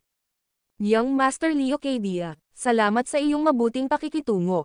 Si Thompson, lasing, ay malinaw na nagkaroon ng magandang oras. Oo naman, si Mr. Thompson, anak ka ng CEO ng Obron, at isang karangalan para sa akin, Jasmine Leo Cadia. Ang makasama kang uminom dito, nakangiting sabi ni Jasmine Leo Cadia na naka-black suit. N0, S Omicron. Ang Obron Enterprise ay isang Fortune 500 na kumpanya na may makabuluhang internasyonal na impluwensya. Sa pagkakataong ito, si Thompson, na kumakatawan sa kanyang pamilya, ay pumunta sa kabisera upang talakayin ang negosyo, at si Jasmine Leo Cadia ay nakipagkaibigan sa kanya sa pamamagitan ng mga koneksyon sa pamilyang Leo Cadia. Magdamag na nagsaya ang dalawa sa Nine Dragons Entertainment City, sobrang saya. Tungkol sa pakikipagtulungan sa negosyo, lumingon ang mga mata ni Jasmine Leo Cadia. I wonder what you think, Mr. Thompson. You're a broken bar. Huwag kang mag-alala, magkaibigan naman tayo diba? After I finish negotiating with Beckett Carmichael, I will share some with you, sabi ni Thompson sabay tapik sa dibdib na medyo lasing pa. Sobrang saya niya sa gabi, at least naayos na ni Jasmine Leo Cadia ang lahat. Narinig ko na kamakailan, ang reputasyon ni Beckett Carmichael ay mukhang hindi maganda. Umikot ang mga mata ni Jasmine Leo Cadia, naglalayong kunin ang negosyo ng pamilya Carmichael para sa kanyang sarili. Kung maaagaw niya ang deal na ito, tiyak na tataas ang posisyon niya sa loob ng sarili niyang pamilya. Markang paywa, hindi pwede. Ang pamilyang Carmichael ang nangunguna sa iyong industriya ng pagmamanupaktura ng electronics. Kahit na sumasang-ayon ako, hindi ito kakayanin ng pamilyang Leo Cadia. Iwinagayway ni Thompson ang kanyang kamay. Sa huli, ito ay isang talunan na laro para sa ating dalawa. Totoo yan, Jasmine Leo Cadia gave a awkward smile. Kahit na gumawa ng maraming kalaban si Beckett Carmichael sa paligid ng kabisera, walang nang-ahas na hamanin ang prestihiyo ng Abernathy Group. Ang isang malupit ay pagkatapos ng lahat ng isang malupit. Kung talagang nasangkot ang pamilya Leo Cadia, tiyak na kaparusahan ang kanilang haharapin. Kayong mga taga-silangan ay medyo masipag, ha? Habang nag-uusap sila, napansin ni Thompson si Santiago Carmichael na naglilinis ng mga bote sa gilid. Matanda na mamumulot ng basura, huli na at walang bote, hindi ito pinansin ni Jasmine Leo Cadia. Ang mga ganitong uri ng mga basurero ay nasa lahat ng dako, walang kakaiba. Sa kanyang mga mata, bukod sa mga mas malakas sa kanya, lahat ng iba ay mahirap. Pagkatapos ng lahat, ang pamilya Leo Cadia ay isang mayamang sambahayan. Mga kayamanan na nagkakahalaga ng 10,000. Marahil dahil sa sobrang pag-inom niya, sumipol si Thompson kay Santiago Carmichael, matanda. Tumangala si Santiago Carmichael, nakitang lasing ito, at saka iniyuko ang ulo para ipagpatuloy ang pag-aayos ng mga bote ng inumin. Sa mga lugar tulad ng Nine Dragons Entertainment City, maraming tao ang kumilos ng kalokohan kapag lasing. Ngunit karamihan sa kanila ay medyo napigilan. Pagkatapos ng lahat, sila ay nanggaling sa kayamanan at medyo maayos ang ugali. Gayunpaman, hindi maiiwasang makatagpo ng mga masasamang Panginoon ng mayayamang pamilya, na kumilos ng walang prinsipyo. Dahil sa alak, tumingin si Thompson kay Santiago Carmichael na may mapaglarong hangin. "Hoy, Besurero, may bote ako dito, gusto mo?" Tumingin sa kanya si Santiago Carmichael, ngumiti, at sinabing, "Salamat." May hawak si Thompson ng isang lata ng Coke. Gusto niya ng malamig na Coke kaninang umaga para makatulog. Bahagya siyang humigop ng ilang higop. Dito. Habang iniabot ang lata ng Coke kay Santiago Carmichael, bumitaw siya. Klang! Nalaglag ang Coke sa lupa. Haha! Humagalpak ng tawa si Thompson, na sinundan ng panunuyan ng mga kabataan sa likod niya. Boring talaga, pero nakakatuwa. Walang sinabi si Santiago Carmichael at yumuko para kunin ang lata ng Coke. Kasi, basurang nakalatag sa entrance, kung may matapakan, madali silang masugatan. At naging mabait ang Martin family sa kanya, ang ganitong pag-uugali ay makakaapekto rin sa imahe ng Nine Dragons Entertainment City. Crunch! Tinapakan ito ni Thompson, pinalapad ng tuluyan ang lata ng Coke. Muling bumuhos ang tawanan sa gitna ng mga tao. Bagamat naramdaman ng ilang naruroon na ito ay hindi nararapat, si Thompson ay isang malaking gumastos. Sino ang nang-ahas na makialam? Basura, bibigyan kita ng $100. Natapos magsalita si Thompson, naglabas ng banknote sa kanyang wallet, at iniabot ito. Kunin ang Coke sa lupa at inumin ito. Nadurage na ang aluminum Coke can. Pero medyo may natitira pang Coke sa loob. Dahil nabugbog sa Eastern lupa noong nakaraang pagkakataon, medyo makitid ang isip ni Thompson. Hindi man niya nahanap ang binatang iyon, basta mapahiya niya ang mga Asyano, nagbigay ito ng kasiyahan sa kanya. Halika, Besurero, sapat na ang perang ito para mamulot ka ng basura sa loob ng isang araw. Si Thompson, hawak ang banknote, ay iwinagayway ito sa harap ni Santiago Carmichael. "Sorry, please excuse me, kailangan kong mag-asikaso ng basura," nakayuko at nakangiting sabi ni Santiago Carmichael. Inoperahan siya sa isang paa at nahirapang gumalaw. "Anong meron?" Nagpapalabas. Dumilim ang mukha ni Thompson, isang besurero ang nang-ahas na kausapin siya ng ganoon. "Bigyang master, hayaan mo na, mamulot lang siya ng basura," payo ng isang tao. "Hindi pwede." Napalingon si Thompson kay Jasmine Leocadia. "Di ba sabi mo mataas ang status ng Leocadia family sa capital? Halika, ipakita mo sa akin kung kaya mong humawak ng besurero." Nasira agad ang good mood niya. "Matanda, huwag mong gawing mahirap ito para sa akin." Walang ganang lumingon si Jasmine Leocadia at tumingin kay Santiago Carmichael. Ang video na ito ay edited by Urban Storytelling. Kabanata 820, Dilaw ang ihi mo. Ang Leocadia family ay kilala sa Gonzales City. Bagamat ang pamilya ni Jasmine Leocadia ay hindi kasing sikat ni Nicodem Lee sa mga normal na araw. Hindi naman ganoon kalayo ang huli. Ngayon, ang kanilang koneksyon sa pamilya Thompson ay isang pagbabagong punto para sa pamilya. Ang Obron Group ay isang internasyonal na negosyo, at ang kanilang pakikipagtulungan ay magdadala ng malaking kayamanan sa pamilya Leocadia. Walang pagpipilian si Jasmine Leocadia kundi tugunan ang mga kahilingan ni Thompson. Matanda, matalino, may humakbang pasulong at lumapit kay Santiago Carmichael, nagbabalak na gumamit ng dahas. "Paumanhin, hindi ko matugunan ang iyong mga kahilingan." Tumayo si Santiago Carmichael, nakatingin kay Thompson. "Talagang sinusuportahan mo ang isang dayuhan, binubuli ang sarili mong tao. Bakit natin dapat ituring ang ating sarili bilang mababa?" Pinandilatan niya si Thompson. "Mayroon tayong matandang kasabihan, ang mga kaibigan ay may dalang karne upang kainin, ang mga kaaway ay may hawak na kutsilyo sa pangangaso. Ang lupang nasa ilalim ng iyong mga paa, hindi na ito kung ano ang nakalipas na 100 taon. Ikaw, biglang nagbago ang mukha ni Thompson. Kung tutuusin, anak siya ng presidente ng Oberon Enterprise, iginagalang sa iba yung dagat. Ngunit sa huling pagkakataon sa Gonzales City, sa eksibisyon ng pamilya Leocadia, siya ay binugbog na parang aso. Simula noon, nagtanim na siya ng sama ng loob sa mga tao ng Huaxia. Kagabi, habang umiinom, pinagtatawanan niya si Jasmine Leocadia. Ngunit ang young master na ito mula sa Gonzales City ay hindi man lang ng ahas gumawa ng ingay. At ngayon, isang basurero lang ang nang-ahas na magsalita sa kanya ng ganito. Ano naman sa akin? Paano kung may pera ka, matanda, wala akong gagastusin kahit 1 sentimo. Ang galing mo kumita ng pera, trabaho ko ang mamulot ng basura. Sa sandaling iyon, itinuwid ni Santiago Carmichael ang kanyang likod. Parang bigla siyang bumalik sa kanyang kabataan, sa mga araw ng kaluwalhatian noong siya ay bumbero. Maruming pulubi. Tumayo si Jasmine Leocadia at tinuro si Santiago Carmichael, paano nakakausap ang isang pailay na tulad mo kay Mr. Thompson. Medyo nag-aalala siya sa kanyang puso.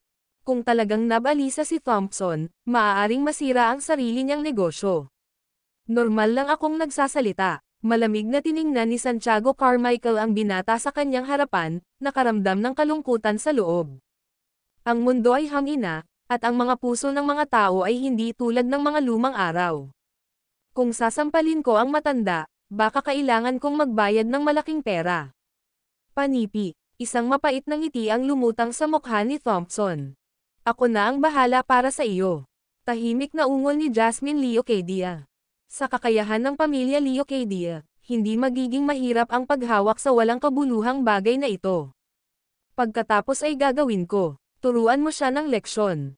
Thompson, walk over to Santiago Carmichael, matanda, tama ka. Sa iyong lupain, mapapanood lamang ng iyong mga tao ang pagtama ko sa iyo. Galit ka ba? With that, humagalpak siya ng tawa. Ang mga laki ay hindi kailanman nagkukulang anumang oras. Nanigas ang katawan ni Santiago Carmichael, galit na nakatingin kay Thompson. Hindi niya maintindihan kung bakit naging talamak ang mga dayuhan. At itong mga taong dilaw ang balat, itim ang mata, bakit nila pinalala pa ang paniniil? Hindi ko nais na patulan ka sa orihinal, ngunit hinihiling mo ito. Ipinikit ni Thompson ang kanyang mga mata at dahan-daang itinaas ang kanyang kanang kamay. Hoy, kaibigan, nagkita tayong muli. Sigaw ni Julius Reed mula sa kabilang kalye. Mabilis siyang tumakbo. Sa sandaling makita niya si Julius Reed, tumibok ang puso ni Thompson. Ang nakaraang paglalakbay sa Gonzales City ay nag-iwan sa kanya ng isang malaking psikolohikal na anino. Ngayon, nagkikita silang dalawa sa Gonzales City. Tila nag-iisa ang kabilang partido. Napangisi si Thompson sa loob. Ang mga kalaban ay tiyak na magkikita sa isang makipot na daan. Sa likuran niya ay nakatayo ang isang grupo ng mga sikupan. Ngayon ang perpektong araw para sa paghihiganti. Ikaw ba? Parehong natigilan si Santiago Carmichael. Hindi niya inaasahan na dito niya makikita si Julius Reed. Young Master, kaibigan mo. Pinalaki ni Jasmine Leocadia si Julius Reed, mukhang hindi pamilyar. Sa Gonzales City, may kakilala si Thompson. Higit pa sa mga kaibigan. Lumapit si Julius Reed, may lumitaw na pilak na karayom sa pagitan ng kanyang mga daliri. Talagang mabuting magkaibigan tayo. Snapping sound. Bigla niyang hinampas ang balikat ni Thompson, sa isang iglap ay bumulusok ang pilak na karayom. Sinong nagsabing magkaibigan tayo? Itinulak ni Thompson si Julius Reed palayo, ang kanyang mga mata ay kumikinang sa malamig na liwanag, hindi pa namin naaayos ang aming mga account sa Gonzales City. Pupunta tayo sa account na iyon mamaya. Sa pagtingin kay Santiago Carmichael, hindi nalulugod na sinabi ni Julius Reed, matanda, paano mo sila pinapagalitan? Ito, natigilan si Santiago Carmichael. Hindi niya agad naintindihan ang ibig sabihin noon ng iba. Bilasan mo at humingi ng tawad kay Mr. Thompson. Naiinip na sabi ni Jasmine Leocadia. Napakasama ng kanyang kalooban. Naging maayos ang lahat hanggang sa magalit ang matandang ito kay Thompson. Kung hindi lang naging isyo, ayos lang, Ngunit kung makakaapekto ito sa pagtutulungan ng dalawa, malaking kawalan ang mararanasan ng Leocadia family. Sinasabi ko sa'yo, mag-sorry ka kay Mr. Thompson ngayon din. Julius Reed moved closer to Santiago Carmichael. Kung kasalanan mo, then you deserve it. Pero kung si Mr. Kasalanan ni Thompson, nakatingin ang langit. Makukuha niya ang kanyang kabayaran. Anong klaseng usapan yan? Hindi nasisiyahang tumingin si Jasmine Leocadia kay Julius Reed. Watch your tone. Hindi ako natatakot, huminga si Thompson. Retribution. Psychological comfort lang yan sa mahihina. Kahit humingi ka ng tawad, lumuhad ka man sa harapan ko, wala akong problema. Nakasulat sa buong mukha niya ang pagmamataas. Paghihiganti. Madaya lang yan. Ako, pasensya na. Kahit na hindi maintindihan ni Santiago Carmichael ang ibig sabihin ni Julius Reed, alam niyang may mabait na puso ang binata. Siya ay isang mabuting tao. Kaya, nilunok niya ang kanyang pride at humingi ng tawad. Paluhod mo siya. Thompson looked triumphant, turned to Julius Reed. Hindi mo ba nabanggit ang retribution? Saan ito? Sa ngayon ako Euro. Bago niya matapos ang kanyang pangungusap, ang kanyang katawan ay nangineg, at siya ay bumagsak sa lupa. Nakonvulse siya agad. Malaking young master. Natigilan si Jasmine Leocadia at nagmamadaling tumakbo para tingnan siya. Tingnan mo. Nakuha niya ang kanyang kabayaran. Walang magawang bumantong hininga si Julius Reed, medyo mabilis dumating ang kabayarang iyon, ha? Ito ay, natigilan din si Santiago Carmichael. Paghihiganti, nabuhay siya ng 70 o 80 taon at hindi siya naniniwala sa mga ganoong bagay. Nalasan, mahinang bulong ni Julius Reed.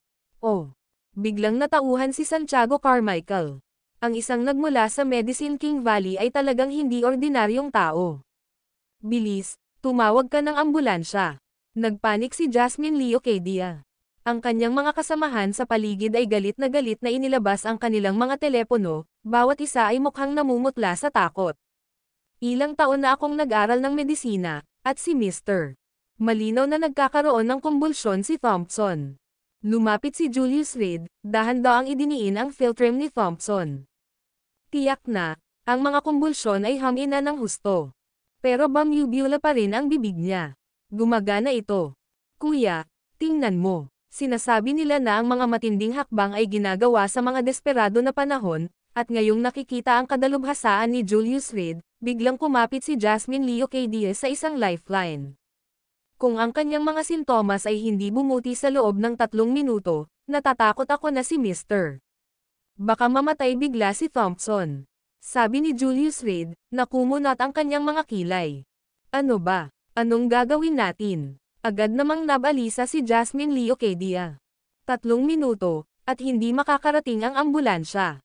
Mayroon akong katutubong remedyo. Tumayo si Julius Reed, may problema ang kanyang ekspresyon, ang bagay na ito.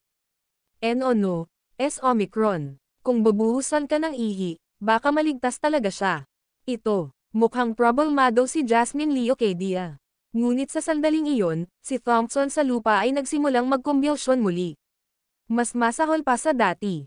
Kung talagang namatay siya, siguradong mananagot ang Leocadia family. Remy Percival, dilaw ang ihi mo. Gawin mo. Pinatibay niya ang kanyang puso, at itinuro ang kanyang kasama, bilis. Gumising ka na Mr. Thompson.